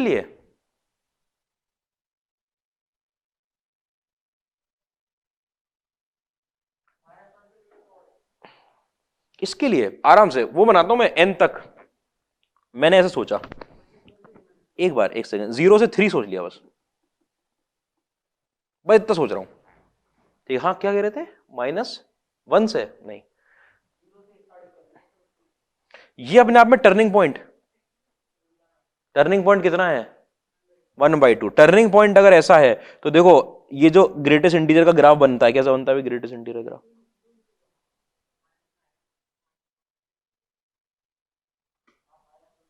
एक पॉइंट पे तो आएगा 0, एक्स की वैल्यू जब 0 होगी वो छोड़ देंगे उस पे तो कन्वीनियंट अपने लिए। हाँ भाई, तो 1/2 से शुरू होगा, तो देखो 1/2 पे अगर शिफ्ट हो गया तो 1/2 से लेकर कहां तक 3/2 तक कितना आंसर निकालने वाला है वो 0।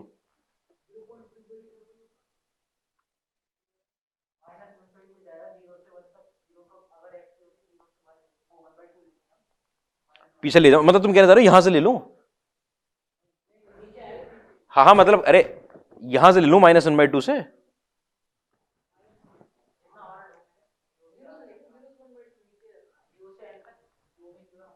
अच्छा अच्छा अच्छा, मतलब अरे ग्राफ बना रहा हूं अभी, रुक जाओ, ठीक। अरे अभी शिफ्टिंग वाला ग्राफ बन रहा है भाई, ठीक है, वो तो लेंगे ही अभी अभी तो शिफ्ट किया है, ठीक है। ये 5/2, ये पर कितना है 7/2, कह रहे कि लिमिट, यहां से लिमिट की बहस हो रही है कि क्या रे अभी शिफ्ट तो करने दो पहले, ठीक है। x = 1/2 टर्निंग पॉइंट पे राइट साइड में शिफ्ट हो गया ग्राफ, ठीक है। ये मैंने तो सिर्फ 3 तक ही लिया है लो, ठीक है, ये रहा आपका 3, ठीक है, यहीं तक लिया है अभी, ठीक है। ये आएगा, अच्छा अच्छा अच्छा, इधर आएगा डायरेक्टली तो करना इसको तकलीफ दे हो जाएगा। मैं अब इसमें बढ़िया काम करता हूं जी, ये मजा नहीं आ रहा इसके अंदर। 0 से लेकर अगर क्या लिखा था हमारे पास ग्रेटेस्ट इंटीजर x, मैंने इसको लिख लिया x माइनस 1/2 माइनस में फ्रैक्शनल पार्ट में x माइनस 1/2, और मैं फ्रैक्शनल पार्ट को शिफ्ट करूंगा। फ्रैक्शनल पार्ट को क्यों शिफ्ट करूंगा, क्योंकि ट्राइंगल का एरिया मेरे लिए बहुत आसानी देगा शिफ्ट करने में, और इसका तो कोई परेशानी नहीं है इसकी तो ठीक है। तो इसको आपने ग्रेटेस्ट इंटीजर को किसके अंदर कन्वर्ट कर दिया, फ्रैक्शनल पार्ट फंक्शन में कन्वर्ट कर दो और फिर सॉल्व कर लो। अब ट्राइंगल शिफ्ट करना है, इसको शिफ्ट करने का झंझट ही खत्म कर दिया हमने लोग, नहीं कर रहे इसको शिफ्ट, जबरदस्ती तकलीफ होगी। तो x माइनस 1/2, अब देखो भाई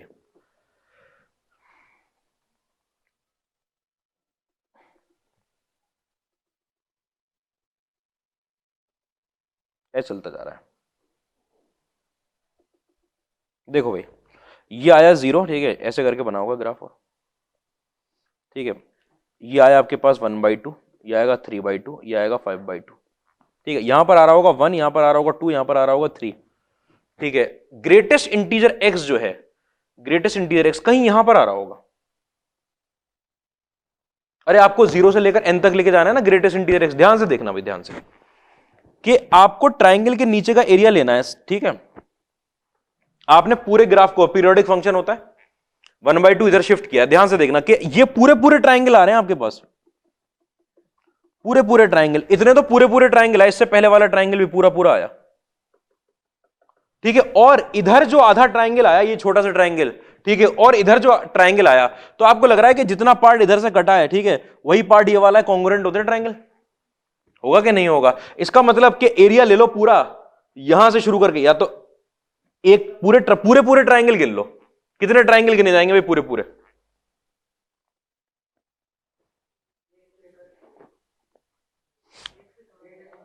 अरे 1/2 से गिनेंगे पहले, 1/2 से कहा greatest integer, greatest integer x से ट्राइंगल की गिनती, वो तो सही है, ग्रेटेस्ट इंटीजर एक्स से ट्राइंगल की गिनती। कैसे ट्राइंगल की गिनती? अरे इस पूरे को इधर धक्का दो, ट्राइंगल यहां से ले रहे ना ट्राइंगल, इस पूरे को उधर धक्का दो, इनको नहीं लाना है, इस पूरे को। ठीक है, ये आधा निकल के चला जाएगा उधर, ठीक है, पूरा उधर से गायब हो जाएगा। तो कितने ट्राइंगल आएंगे ग्रेटेस्ट इंटीजर एक्स तक? ग्रेटेस्ट इंटीजर एक्स ट्राइंगल आएंगे, 1 तक एक ट्राइंगल आता है, 2 तक दूसरा ट्राइंगल। अरे इस पूरे को, ये कह रहे थे, बहुत बढ़िया। ठीक है, number of triangles is equal to, ये नंबर ऑफ ट्राइंगल्स है। ठीक है, तो एरिया पता है कि इसकी बात हो रही है, पूरे फंक्शन, आसानी, कोई प्रॉब्लम की बात ही नहीं है। अभी एक और इंटीग्रेशन भी लगा है बाहर, इसको करो,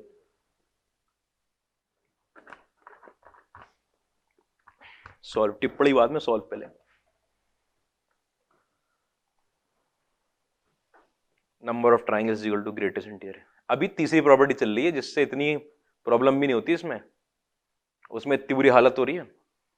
चौथी है असली असली प्रॉपर्टी, चौथी, फोर्थ प्रॉपर्टी।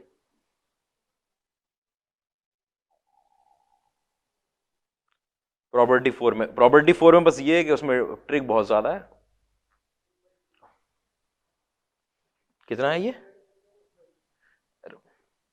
अरे पूरा बताओ ना, ये क्या बताने लगेगा? ट्राइंगल इतने तो एरिया पता है हमें, ग्रेटेस्ट इंटीजर x/2 आएगा। ठीक है, पूरे का आंसर बताओ। ठीक है, तो ये कितना लिखा है भाई? x - 1/2 लिखा था, मैं सोच रहा हूँ तीर से आंसर आ रहा होगा। ठीक है, माइनस साइन के साथ ग्रेटेस्ट इंटीजर x/2। ठीक है, 0 से लेकर ग्रेटेस्ट इंटीजर x, इसका dx करना है ना, उसका तो आंसर आ गया। इसका आपका निकल कर आया x²/2, x²/2 माइनस में x/2, कहां से कहां तक? 0 से लेकर ग्रेटेस्ट इंटीजर x में, माइनस में greatest integer x/2, x²/2 minus में x/2। ठीक है, ग्रेटेस्ट इंटीजर x पुट करूंगा जब मैं, तो यहां निकल कर आएगा ग्रेटेस्ट इंटीजर x का स्क्वायर डिवाइड बाई 2 माइनस में greatest integer x divide by 2। ठीक है, माइनस में greatest integer x divide by 2, बहुत बढ़िया। इनका सम करोगे ग्रेटेस्ट इंटीजर x का स्क्वायर डिवाइड बाई 2 प्लस में, नहीं माइनस में, सॉरी, माइनस में ग्रेटेस्ट इंटीजर x। ये आया निकल के, एक पहले भी आप सॉल्व कर चुके, क्या निकाल के लाए उधर? कितना निकल कर आया था ये आपका? n इंटू n-1, ये निकल कर आया तो n ग्रेड, हाँ, greatest integer of x square by 2 minus में ग्रेटेस्ट इंटीजर में x/2, ये तो निकल कर आया था। अरे ये जो पहला वाला पार्ट था, पहला वाला पार्ट, तो greatest integer x²/2 minus greatest integer x/2 कर लिया, लाओ इधर। तो पूरे जो इंटीग्रेशन का आंसर आया आपके पास, इंटीग्रेशन में 0 से ग्रेटेस्ट इंटीजर x, क्या था क्वेश्चन भाई अपना? ग्रेटेस्ट इंटीजर x माइनस में ग्रेटेस्ट इंटीजर x - 1/2, ठीक है, dx, इसका जो आंसर निकल कर आया है उसके अंदर x²/2, greatest integer x²/2 minus में greatest integer x/2, minus sign के साथ greatest integer x², greatest integer x का स्क्वायर बाई 2 प्लस में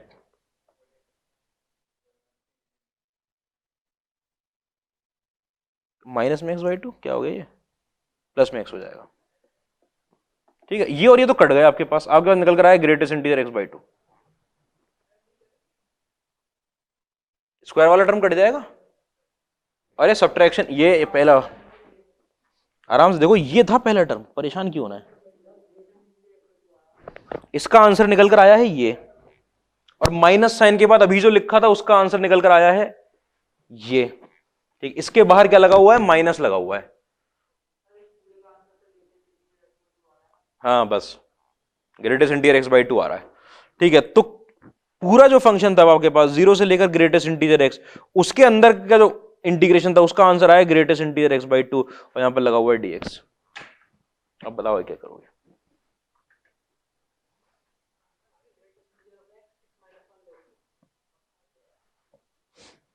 कितने बता दिया answer, greatest integer of x. हाँ हाँ आगे, हाँ सही है, एकदम सही है। क्या कर दिया,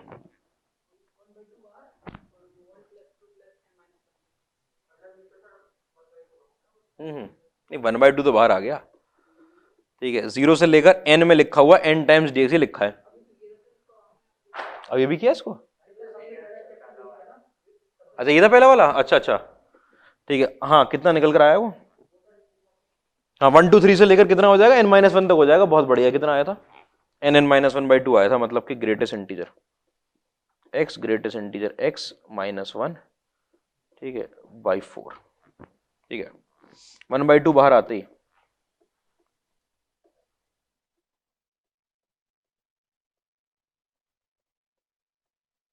हो चुका है, पहले ही कर चुके हैं। 0 से लेकर ग्रेटेस्ट इंटीजर है, ग्रेटेस्ट इंटीजर x/2 dx।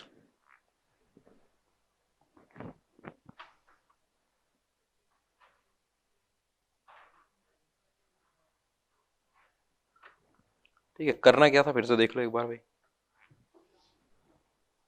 पहले इस इंटीग्रेशन को सॉल्व करेंगे, इस इंटीग्रेशन को सॉल्व करने के लिए उठा लिया, दोनों में बांट दे, ये सिंपल क्वेश्चन, ये n लिखा हुआ है, ये कोई इंटीजर वैल्यू लिखी हुई है आपके पास, आपने सॉल्व कर लिया। ठीक है, 1 2 3 से लेकर n-1 तक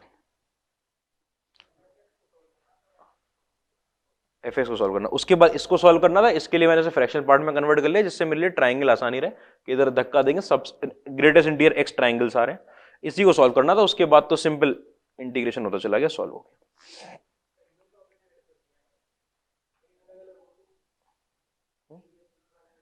किसका अलग अलग हो, दोनों ट्राइंगल का एरिया, अगर ऐसे शिफ्टिंग होगी तो ट्राइंगल का एरिया अलग नहीं हो सकता, वही इधर आएगा जब भी ऐसे शिफ्टिंग होगी। कोई भी x माइनस कुछ भी लिखा हो तुम्हारे पास, x-1/3 लिखा हो, जितना ये इस तरफ निकला है उतना ही तो वो पीछे आया होगा, इंटीरियर तक लेना है, ट्राइंगल बराबर आएंगे। ठीक है, तो वो पीरियोडिक फंक्शन की आसानी रहती है।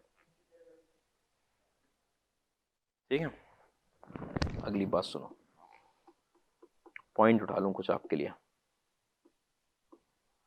इंपॉर्टेंट पॉइंट्स जिसके लिए प्रॉपर्टी 4 शुरू करने से पहले बात कर ली जाए।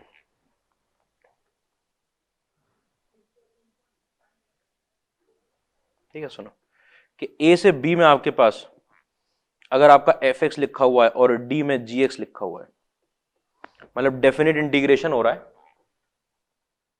किसी और के, ये अपना gx के रिस्पेक्ट में हो रहा है, x के रिस्पेक्ट में नहीं हो रहा, gx के रिस्पेक्ट में हो रहा है।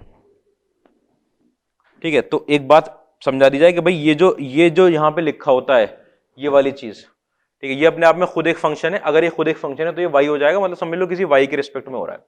ठीक है, तो ये जो वैल्यू होती है ये आपका वो है जिसके रिस्पेक्ट में इंटीग्रेशन कर रहे हो। ये जो दोनों लिमिट की वैल्यू होती हैं वो अगर यहां पर dx लगा होता है तो ये दोनों वैल्यू किसकी होती है, x की वैल्यू होती है। लेकिन अगर यहां पर gx लग गया तो आपकी a एंड b किसकी वैल्यू हो जाएंगी, gx की वैल्यूज हो गई, आर वैल्यूज ऑफ gx। ठीक है, किसकी वैल्यू हो गई, gx की वैल्यू हो गई। कोई परेशानी, अरे सुनते आओ, उसमें क्यों परेशान हो, नहीं है इतनी दूर नहीं जाना उसके अंदर कि वो किसके साथ अभी एरिया देगा। ठीक है, तो आपको d/dx ऑफ gx के बारे में पता है।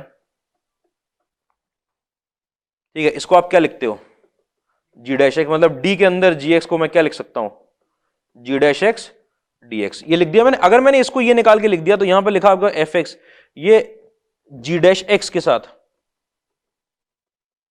dx, ये बनकर आ गया। अब मुझे बताओ जरा कि यहां पे इंटीग्रेशन, ये इंटीग्रेशन हो रहा है किसके रिस्पेक्ट में हो रहा है, अरे किसके रिस्पेक्ट में इंटीग्रेशन होने लगा, ये अभी किसके रिस्पेक्ट में हो रहा था, जी एक्स, अब किस रेस्पेक्ट में, एक्स के रेस्पेक्ट में। क्या ये एक्स की वैल्यूज थी, ये किसकी वैल्यू थी, जी एक्स की वैल्यू थी। तो जरा अगर जी एक्स की वैल्यू आपके पास ए थी और जी एक्स की वैल्यू आपके पास बी थी, तो इसके कॉरेस्पॉन्डिंग एक्स की वैल्यू कितनी आएगी, जी इनवर्स है, और एक्स की वैल्यू यहां कॉरेस्पॉन्डिंग कितनी आएगी, जी इनवर्स बी। मतलब कि लिमिट चेंज होगी आपके पास, ये लग जाएगा जी इनवर्स ए और ये लग जाएगा जी इनवर्स बी। सेम वो बात कि जी एक्स को अगर टी मानने जा रहे हैं तो लिमिट तो चेंज होगी।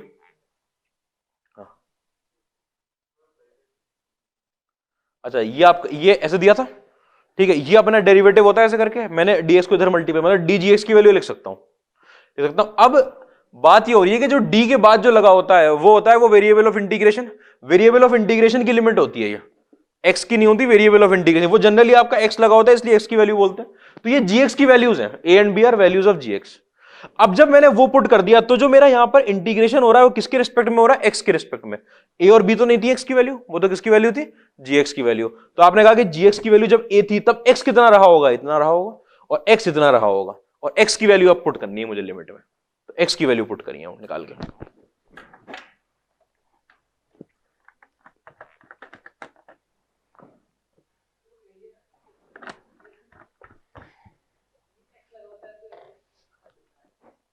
ठीक है, देख लेना जिसके साथ देखना। अरे ये कभी नहीं आएगा, ये कभी नहीं आएगा कि कहां पे जो है ये एरिया किसके रेस्पेक्ट में देखा जाएगा, ये डेफिनेट इंटीग्रेशन है, इसमें दूसरा काम हो रहा है। अभी वो तकलीफ बढ़ जाएगी इसके अंदर कि वो जी एक्स के रेस्पेक्ट के नीचे वाली लाइन जी एक्स तब देखी जाती है, एफ एक्स माइनस जी एक्स लिया जाता है, उसके लिए ये नहीं लिया जाता है।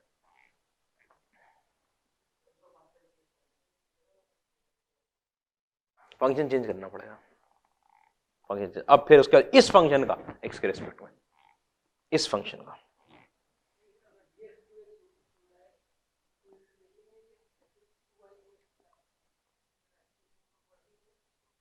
बहुत बढ़िया बात करी एकदम। क्या बता रहे हो, जी एक्स जो है 2x हो गया, ठीक है, तो पहले एफ एक्स ऐसे जा रहा था, ठीक है। अब तुम कह रहे हो कि पहले तो हम सर हम एरिया देख रहे थे यहां से यहां तक का, अब ये 2x से अब मैं यहां तक का एरिया देख लूं 2x के साथ, ठीक है। ये भी ये काम होता है, लेकिन ये काम तब होगा जब आपका एफ एक्स माइनस में जी एक्स दे रखा होता है, ठीक है। तो ठीक है, तो वो डेफिनेट इंटीग्रेशन के साथ होता है, अभी नहीं होगा। समझूंगा मैं, ये क्वेश्चन भी अजीब सा है क्योंकि 12th में ये वाली बात आती नहीं है कि अब एरिया किसके रिस्पेक्ट में है। इसे हम डेफिनेट इंटीग्रेशन के मेथड से इसीलिए पॉइंट लिखवाया एक अलग से, आ जाए तो क्या करोगे। ठीक है, दूसरा पॉइंट देखो, काम की बात देखना शुरू करो कि अगर आपका if F x is a function such that function की a पर वैल्यू कितनी आपके पास c है, एंड फंक्शन की b पर वैल्यू कितनी आपके पास d है, एंड g जो है वो आपका f इनवर्स के बराबर है। g और f एक दूसरे के इनवर्स हैं, ठीक है। तो इंटीग्रेशन में समझना a से लेकर b में एफ एक्स, एक तो बात यहां पे क्लैरिटी सुनना भाई, के फंक्शन की a पर वैल्यू कितनी आ रही है, c आ रही है निकल के, ठीक है। फंक्शन की a पर वैल्यू c आ रही है, ये अपने आप में किसकी वैल्यू, फंक्शन की वैल्यू है। अब अगर आपने एक तो ये इंटीग्रेशन लगा रहा हूं, एक मैं बता रहा हूं ये जी वाई डी वाई लगाने जा रहा हूं, ठीक है। ये जो जी वाई डी वाई लगाने जा रहा हूं, आपका y is equal to f x नाम का फंक्शन है, ठीक है। x is equal to f inverse y हो जाएगा, ऐसे करके। एफ इनवर्स कौन सा फंक्शन है आपका, g है, हो गया ये। अब सुनना बात कि जब आप x की जगह पर a पुट कर रहे हो, x की जगह पर a पुट कर रहे हो, तो y की वैल्यू कितनी आ रही है, अरे x की जगह पर a पुट कर रहे हो तो y की वैल्यू कितनी आ रही है, c आ रही है, ठीक है। ये y की वैल्यू अगर आप इनवर्स निकालोगे तो किसका इनपुट हो जाएगा, g का इनपुट हो जाएगा, मतलब y की वैल्यू हो जाएगी क्या आपकी, c हो जाएगी। आराम से देख लो, x की जगह पर जब मैंने a डाला है तो फंक्शन की वैल्यू c निकली है, मतलब y की वैल्यू c निकली है। अगर y की वैल्यू c आई है, इसका मतलब g का इनपुट क्या बन चुका है, c बन चुका है, y की वैल्यू। ऐसे ही यहां पर है, b पुट गया तो d, तो यहां पर जो लिमिट लगती है वो लगेगी c से लेकर d में। तो ये डायरेक्ट आंसर देता है आपको बी डी माइनस में ए सी, मतलब अपर लिमिट का प्रोडक्ट माइनस में लोअर लिमिट का प्रोडक्ट, अपर लिमिट का प्रोडक्ट माइनस में लोअर लिमिट का प्रोडक्ट।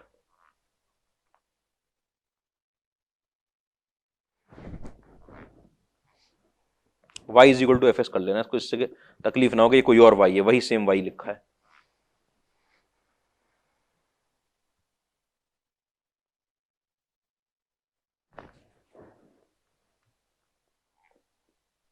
इसका वो देखो, प्रूफ देखो इसका कैसे ऐसा हो रहा है।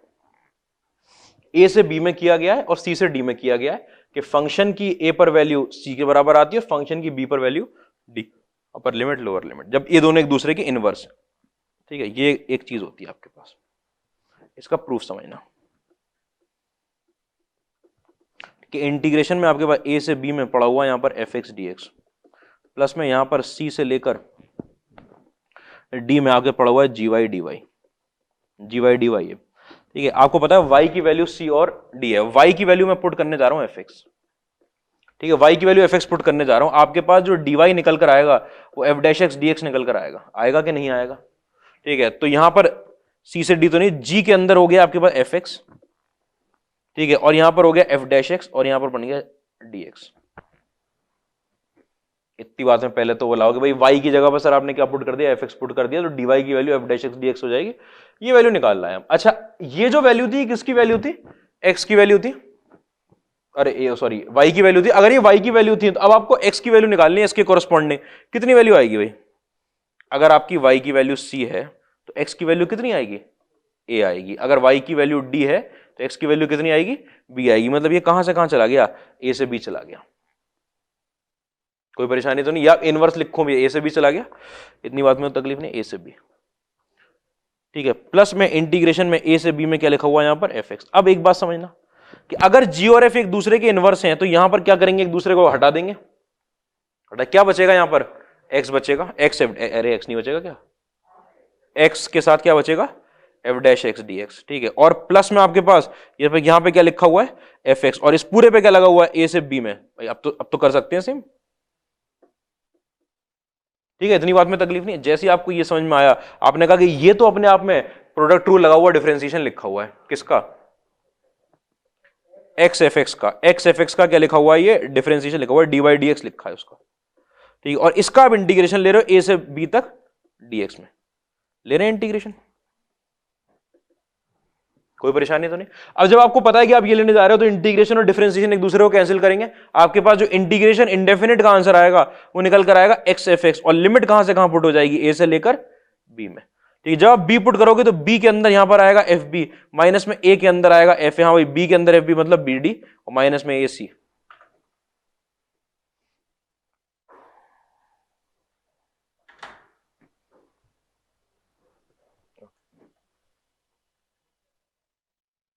नहीं, बहुत दिल में अटका रहता ये कि कैसे हो गया ये।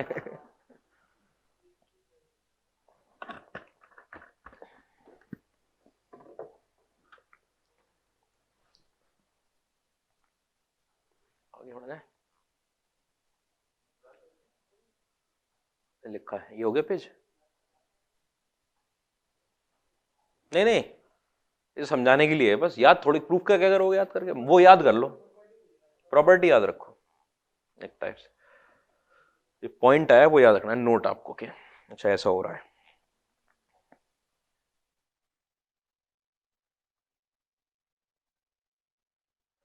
आगे बढ़ा दूं? यहां प्रोडक्ट रूल दिख गया आपको, प्रोडक्ट रूल दिखते ही ऐसे बंद कर दिया।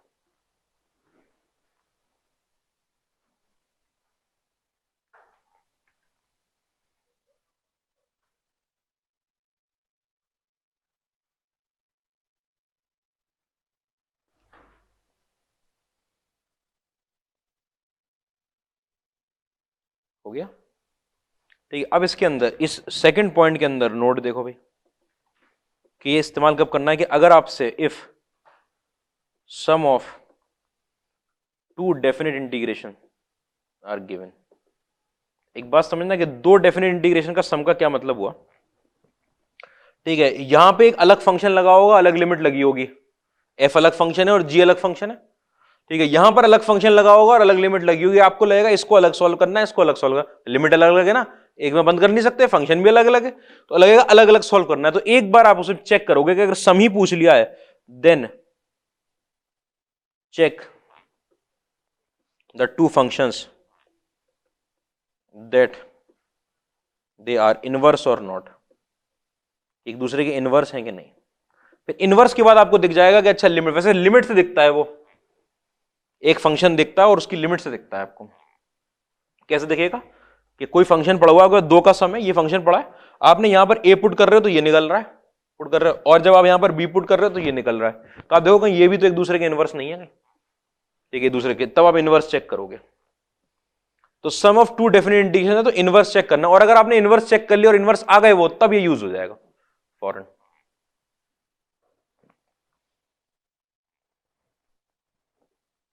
ठीक है, क्वेश्चन दूं इस पे, क्वेश्चन देखो भाई कि 0 से 1 में e की पावर x dx, 1 से e में, बिल्कुल simple question, L S x D x,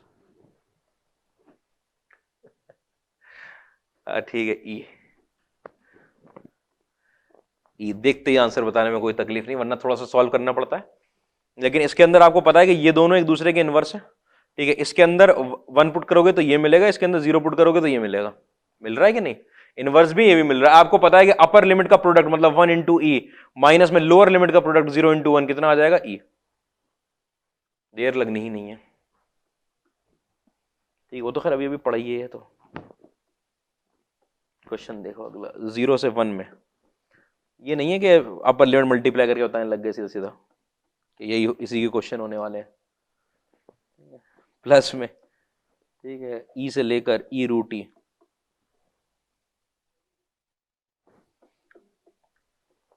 to L N के अंदर एल, अरे ये भी तो देखना है कि इनवर्स है कि नहीं। यहां पे अगर एक्स की जगह में 0 पुट करूंगा तो 1 आ जाएगा यहां, मतलब ई निकलेगा, और यहां पर अगर मैंने 1 पुट किया तो ई रूट ई, ई की पावर में रूट ई होना चाहिए। क्या कर दिया भाई,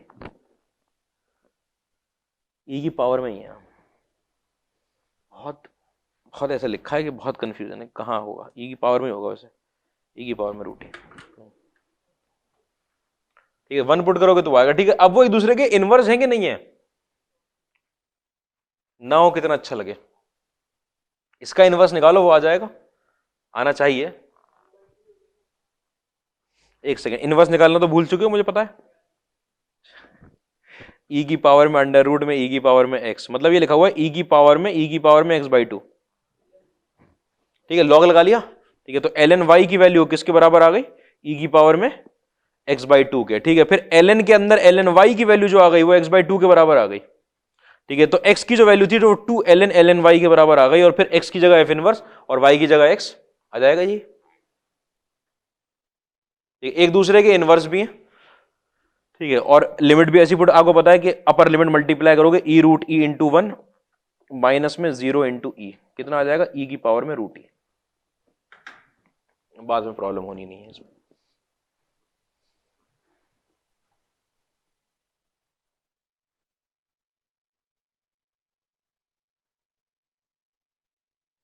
ठीक है, खत्म करें, आगे बढ़े। प्रॉपर्टी 4 तो अभी नहीं आएगी अभी टाइम लगेगा उसमें, अभी तो ये चलेंगे, क्योंकि आगे वाले पॉइंट लिखने का मतलब है कि अब फिर खिंच जाएगी थोड़ी सी क्लास, जल्दी। अच्छा, क्वेश्चन, इसका क्वेश्चन तो हो गया, अच्छा ये वाला तो कर दिया, ई की पावर रूट, पॉइंट पॉइंट पे आएंगे, क्वेश्चन तो हो गया वाला, ठीक है। क्या है कि ए से लेकर बी में आपको पता है डी वाई डी एक्स के अंदर एफ एक्स आया है, डी एक्स, ठीक है, तो डायरेक्ट आंसर निकल कर आता है एफ बी माइनस में f a, f b minus में एफ ए डायरेक्ट निकल कर आ जाएगा, ठीक है। अब आपके साथ प्रॉब्लम क्या हुई कि फंक्शन जो है ना किसी पॉइंट पे मान लो एग्जिस्ट नहीं कर रहा और वो दिख भी नहीं रहा, कि ये बात हो रही है कि if F x does not exist, ठीक है, फॉर किसी एक्स बिलोंगिंग, सॉरी, और सी जो ए से बी के बीच में लाई कर रहा है, ठीक है, ए से बी के बीच में लाई कर रहा है, किसी ऐसे के लिए क्या हो रहा है कि फंक्शन आपका एग्जिस्ट नहीं कर रहा।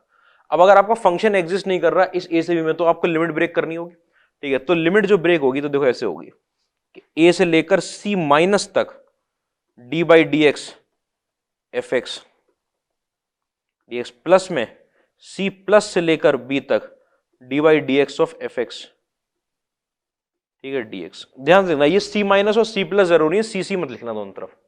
एरिया अंडर द पॉइंट की बात नहीं हो रही है यहाँ पर, वो एक छोड़ दिया जाता है डिसकंटिन्यूटी, वो मैं तो कर रहा हूं फंक्शन एग्जिस्ट नहीं कर रहा, डोमेन का पार्ट नहीं है, डोमेन का पार्ट नहीं है, ठीक है। तो एक तो निकल कर आएगा, देखना क्या निकल कर आएगा आपके पास। आपको पता है कि इंटीग्रेशन और डिफरेंशिएशन एक दूसरे को खत्म करेंगे। एफ सी माइनस का मतलब क्या हुआ, आपको ये आंसर ऐसे लोगे, limit x tending to c minus f x, ठीक है, माइनस में एफ ए कि अपर लिमिट के लिए क्या की जाएगी, लिमिटिंग वैल्यू पुट करी जाएगी, उधर एफ है, ठीक है, प्लस में आपके पास F B direct, F B upper limit, और माइनस में limit extending to C plus F X, ऐसे करके पुट करोगे। यहां से बिल्कुल ऐसा नहीं होगा कि डायरेक्टली आपने सी और सी रख दिया, डिसकंटिन्यूटी की बात नहीं हो रही, फंक्शन एग्जिस्ट ही नहीं कर रहा है सी पर, ठीक है, एग्जिस्ट नहीं कर रहा है अगर सी पर, तो आप सी कहां से पुट कर दोगे, सी की वैल्यू पुट नहीं हो सकती। मैं दिखाऊंगा आंसर पे भी असर पड़ जाता है आपके पास,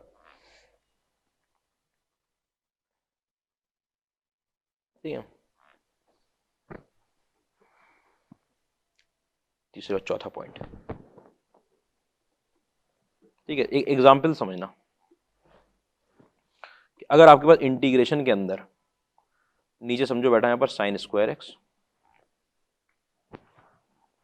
ठीक है, यहां लगा हुआ है आपके पास साइन एक्स माइनस में एक्स कॉस एक्स, मान लेते हैं ऐसा मान लेते हैं, ठीक है। अगर आपके पास इंटीग्रेशन के अंदर कोई बहुत बड़ा टर्म बैठा, ये अपने आप में एक तकलीफदेह क्वेश्चन हो जाता है अगर इतने बड़े टर्म का इंटीग्रेशन अभी करवा लिया जाए, ठीक है। अगर इंटीग्रेशन में बहुत बड़ा टर्म बैठा है और नीचे आपके पास स्क्वायरिंग है, ठीक है, स्क्वायर का टर्म है,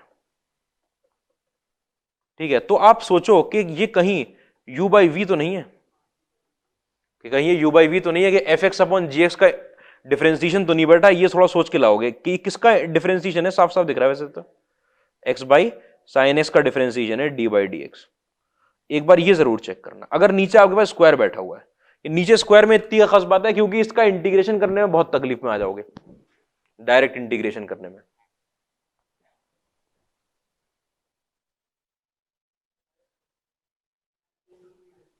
नहीं चिन्ह भाई, डायरेक्ट इंटीग्रेशन में इधर जाओगे तो ये निकल कर आएगा कोसेक इधर, और माइनस में x cot cosec x, x cot cosec x, तो उसके अंदर लगेगा फिर इंटीग्रेशन बाय पार्ट्स, ठीक है, तो लेंथी पड़ जाता है, इससे बेहतर यहां देख लो,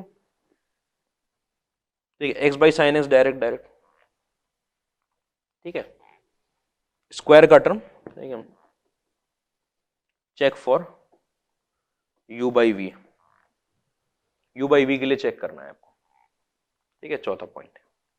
उसके बाद क्वेश्चन देख लें, लिख लिया, ये पिछला बार लिख लिया था, ये लिमिट वाला,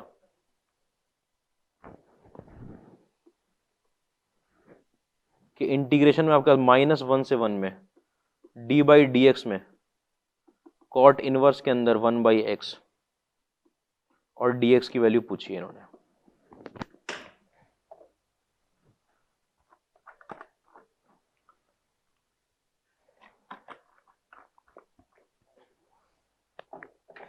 ठीक है।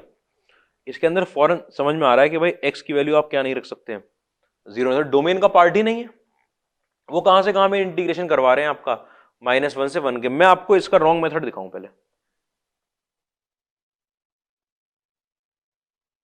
रॉन्ग मेथड ये है कि आपने डिफरेंशिएशन और इंटीग्रेशन को हटाया, ठीक है, कॉट इनवर्स के अंदर वन बाई एक्स में आपने एक बार पुट किया वन, माइनस साइन में कॉट इनवर्स के अंदर आपने पुट किया minus one, cot inverse one पे कितना आंसर देता है, पाई बाई 4, माइनस वन पे कितना आंसर देगा, माइनस वन पे कितना आंसर देगा, कॉट इनवर्स 3 पाई बाई 4 देगा ना।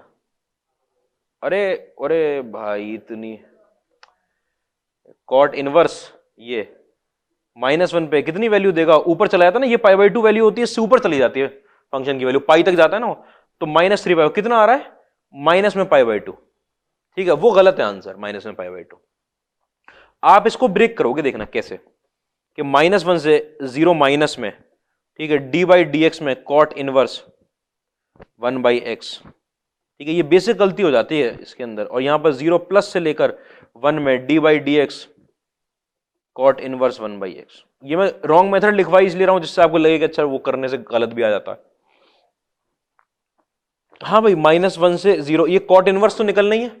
आपने क्या किया, limit x tending to 0 minus करी जाएगी, ठीक है। यहां पर कितना निकल कर आ रहा है, कॉट इनवर्स के अंदर 1 बाई एक्स, ठीक है, और माइनस साइन के साथ कॉट इनवर्स के अंदर -1। ये तो इधर वाले की लिमिट पुट हुई है, उधर वाले की पहले आपने कॉट इनवर्स के अंदर 1 लिख लिया, ठीक है, माइनस साइन में लिमिट एक्सटेंडिंग टू 0 प्लस, ठीक है, और यहां पर क्या है, कॉट इनवर्स 1 बाई एक्स। मेरे ख्याल से लिमिट तो निकाल लाओगे। हाँ, ये कितना आएगा आंसर, ये कॉट इनवर्स के अंदर 1 बाई एक्स, जब एक्स जो है 0 को लेफ्ट साइड से अप्रोच कर रहा है, 1 बाई एक्स कहां जा रहा है, 1 बाई एक्स कहां जा रहा है, माइनस इनफाइनाइट की तरफ। माइनस कॉस इनवर्स के अंदर अगर इनपुट में माइनस इनफाइनाइट आ रहा है तो कॉस इनवर्स कौन सी वैल्यू अचीव करता है, ये पाई बाई 2 से पाई होती है, पाई अचीव करता है वैल्यू, ठीक है। ये पाई की तरफ इसकी लिमिटिंग वैल्यू जा रही है। 1 बाई एक्स आपका किसकी तरफ जा रहा है, माइनस इनफाइनाइट की तरफ। कॉट इनवर्स के अंदर वाला जब माइनस इनफाइनाइट की तरफ जा रहा है तो कॉट इनवर्स पाई बाई 2 की तरफ, पाई की तरफ जा रहा है। हाँ भाई, कॉट इनवर्स -1 तो अभी निकाला, कितना आया, 3 पाई बाई 4, ठीक है। वो कितना आया आपके पास, कॉट इनवर्स 1, वो कितना आया, पाई बाई 4 माइनस में। हाँ भाई, एक्स जब 0 को राइट साइड से अप्रोच कर रहा है तो ये कहां जा रहा है, इनफाइनाइट की तरफ। अगर ये इनफाइनाइट की तरफ जा रहा है इनपुट, तो कॉट इनवर्स 0 की तरफ जा रहा है, प्लस में 0। कितना आया निकल के, पाई बाई 2, और पहले कितना आया था, माइनस पाई बाई 2। ठीक, पूरे पाई का डिफरेंस आ गया आंसर में। बात समझ में आ रही है क्यों आपको लिमिट लगानी पड़ेगी। अगर आप लिमिट नहीं लगाओगे, जिस पॉइंट पे एग्जिस्ट नहीं करते और ऐसे ही छोड़ दोगे आप, तो आपका आंसर गलत निकल कर आएगा। ये इस क्वेश्चन की तकलीफ होती है, ठीक है। अगले क्वेश्चन पे आता हूं मैं, ठीक है। अच्छा,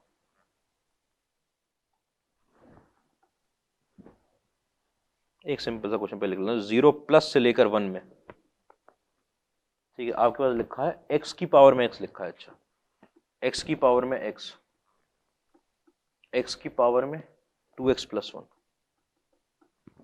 ठीक है। यहां पर ln x प्लस 1, नीचे क्या लिखा हुआ है आपके पास, x की पावर में 4x प्लस 1,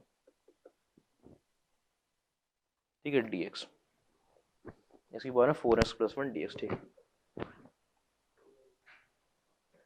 पूरा स्क्वायर कहां है नीचे, देखो ये 0 प्लस लगाया गया है। ये इंटीग्रेशन की ऐसी लिमिट आए तो आपको तकलीफ नहीं आनी, सिर्फ इसलिए क्वेश्चन करवा रहा हूं। 0 प्लस क्यों लगवाया गया है, क्योंकि जो फंक्शन एग्जिस्ट करेगा x की पावर में x, ये तभी एग्जिस्ट करता है जब x किससे बड़ा रहेगा, 0 से। लेकिन अगर उन्होंने लिमिट में 0 प्लस लगा के दे दिया है तो आप इसको पुट नहीं कर सकते। क्या करोगे, यहां पर लिमिटिंग वैल्यू निकालोगे 0 की तरफ। पता है लिमिटिंग वैल्यू कितनी आती है, limit extending to 0 plus x की पावर कितनी वैल्यू आती है,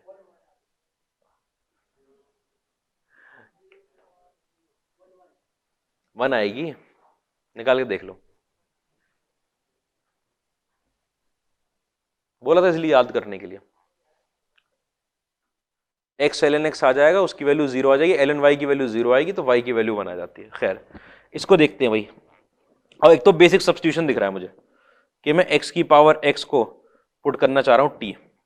पहले तो ये काम करेंगे, x की पावर x को अगर आप t पुट करना चाह रहे हो तो x की पावर में x 1 plus ln x, x की पावर में 1 प्लस ln x और dx, ये बराबर आपका क्या बन जाएगा, dt के। इसका डिफरेंशिएशन ही बोला था, याद कर लो, ठीक है। x की पावर में x 1 प्लस ln x कितना आएगा, वो dx dt के बराबर आ जाएगा। तो x की पावर में x 1 प्लस ln x, ये तो बन गया आपका dt बन गया, ठीक है। और ये बन गया आपके पास t स्क्वायर प्लस 1, और नीचे लिखा हुआ है t की पावर 4 प्लस 1, और यहां पर dt लगा हुआ है, ठीक है। 0 प्लस लिमिट बदलनी है। हाँ भाई बताओ, लिमिट कैसे बदलेंगे, कि ये लिखा हुआ है आपके पास x और ये लिखा हुआ है आपके पास t। तो x की वैल्यू जब आपकी 0 प्लस जा रही है तो t की वैल्यू 1 आ रही है। अरे 1 आ रही है कि नहीं, और जब इसकी वैल्यू 1 जा रही है तो भी 1 आ रही है। अरे दोनों में 1 आ रही है, ऐसे थोड़ी हो सकता है। कुछ मैंने उल्टा सीधा लिख दिया क्या? अच्छा जीरो ही आंसर है, अरे बहुत बढ़िया। 1 से 1 कितना आंसर आ गया? 0। आंसर 0 ही है इसका। दोनों तरफ से क्या जा रही है भाई? इधर से लिमिटिंग वैल्यू 1 जा रही है, उधर से भी 1 जा रही है। क्या इसको इसको सॉल्व कैसे करते हैं? वो सॉल्व कैसे करते हैं?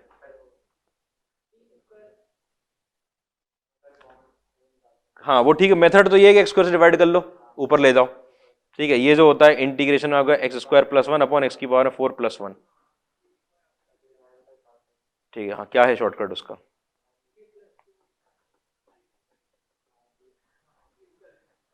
ठीक है, जब x आता जाएगा जहां पे t की वैल्यू आपके पास x minus one by x, जब ऊपर प्लस है तो नीचे वो x minus one by x, indefinite integration में। खैर यहाँ 1 से 1 आ गया, 0 आ गया। ठीक है, 1 ये वाला 1 कैसे आया? इसी पे काम की बात थी। 1 आया कि आपकी लिमिट 0 प्लस थी और x की वैल्यू अगर 0 प्लस की तरफ जा रही है, आपने इसको t माना है तो इसकी लिमिटिंग वैल्यू 1 जा रही होगी, जो याद होना चाहिए। ये वाली चीज आपको याद होनी चाहिए।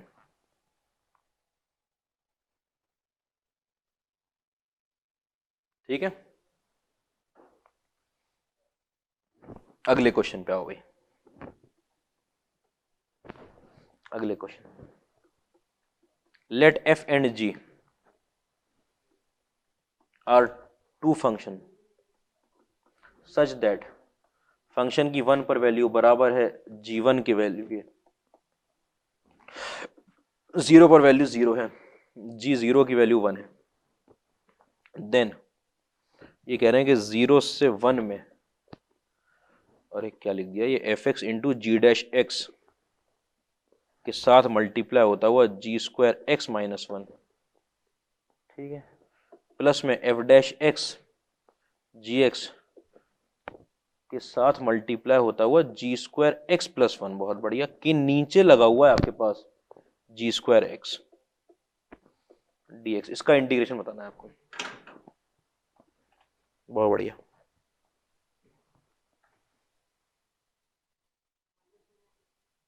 इधर माइनस है उधर प्लस है।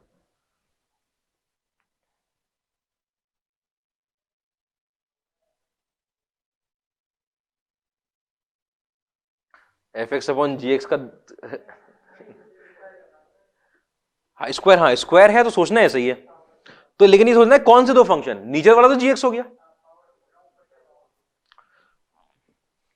ऊपर। एक बार इसको थोड़ा सा ऐसे करके लिखते हैं, एफ एक्स जी स्क्वायर एक्स को अगर मैं कॉमन निकाल लूं, सुनो किस किस से मल्टीप्लाई हो रहा है वो, एफ एक्स जी डैश एक्स प्लस में एफ डैश एक्स जी एक्स। ठीक है, और ये इधर माइनस साइन के साथ, वो उधर प्लस साइन के साथ, मतलब पहले प्लस वाला लिख रहा हूं, एफ डैश एक्स जी एक्स माइनस में एफ एक्स जी डैश एक्स। इसके नीचे भी क्या लगा हुआ है आपके पास, जी स्क्वायर एक्स, और इसके नीचे भी क्या लगा हुआ है आपके पास, जी स्क्वायर एक्स, दोनों के नीचे लगा हुआ है 0 से 1 में dx। एक ही लाइन में सॉल्व हो गया क्वेश्चन। ये और एक कट गई, ये क्या लिखा है, ये क्या लिखा है, एफ जी का प्रोडक्ट, और ये क्या लिखा है, एफ बाई जी का डेरिवेटिव। दोनों एक बार प्रोडक्ट रूल लगा हुआ है, एक बार क्वेश्चन रूल लगा हुआ है। एक बस कॉमन निकालना था जी स्क्वायर को, कि जी स्क्वायर इस टर्म में मल्टीप्लाई हो रहा है और इस टर्म में कॉमन निकाल लोगे, उन दोनों का सम आ जाएगा। ठीक है, आपको फौरन दिख गया कि अच्छा इंटीग्रेशन 0 से 1 में एक बार डी बाई डी एक्स किसका दे रखा है आपको, एफ जी एफ एक्स जी एक्स का। ठीक है, और एक बार इंटीग्रेशन 0 से 1 में आपके पास F X by G X D X, इसका डी बाई डी एक्स दे रखा है। ठीक है, तो यहां से तो डायरेक्ट आपके पास निकल कर आया एफ वन जी वन माइनस में एफ जीरो जी जीरो, और प्लस साइन के साथ आपके पास निकल कर आया एफ वन अपॉन जी वन माइनस में एफ जीरो अपॉन जी जीरो। सॉल्व हो गया, कोई तकलीफ की बात ही नहीं थी। नीचे स्क्वायर था, सोचना ऐसे था। क्वेश्चन देख के लगता है कि बहुत मुश्किल हो गया एकदम से।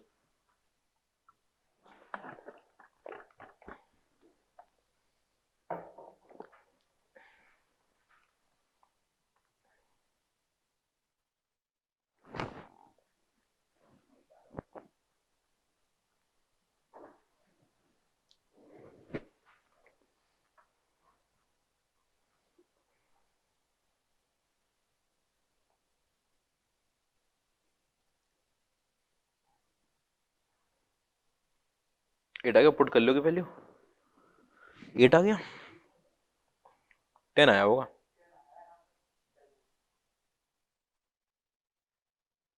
ये आ रहा है 6 माइनस 0 प्लस में 3, सॉरी तुमने भी किया क्या? 9 माइनस 0 F1 और ये 1 माइनस 0 10। ठीक है,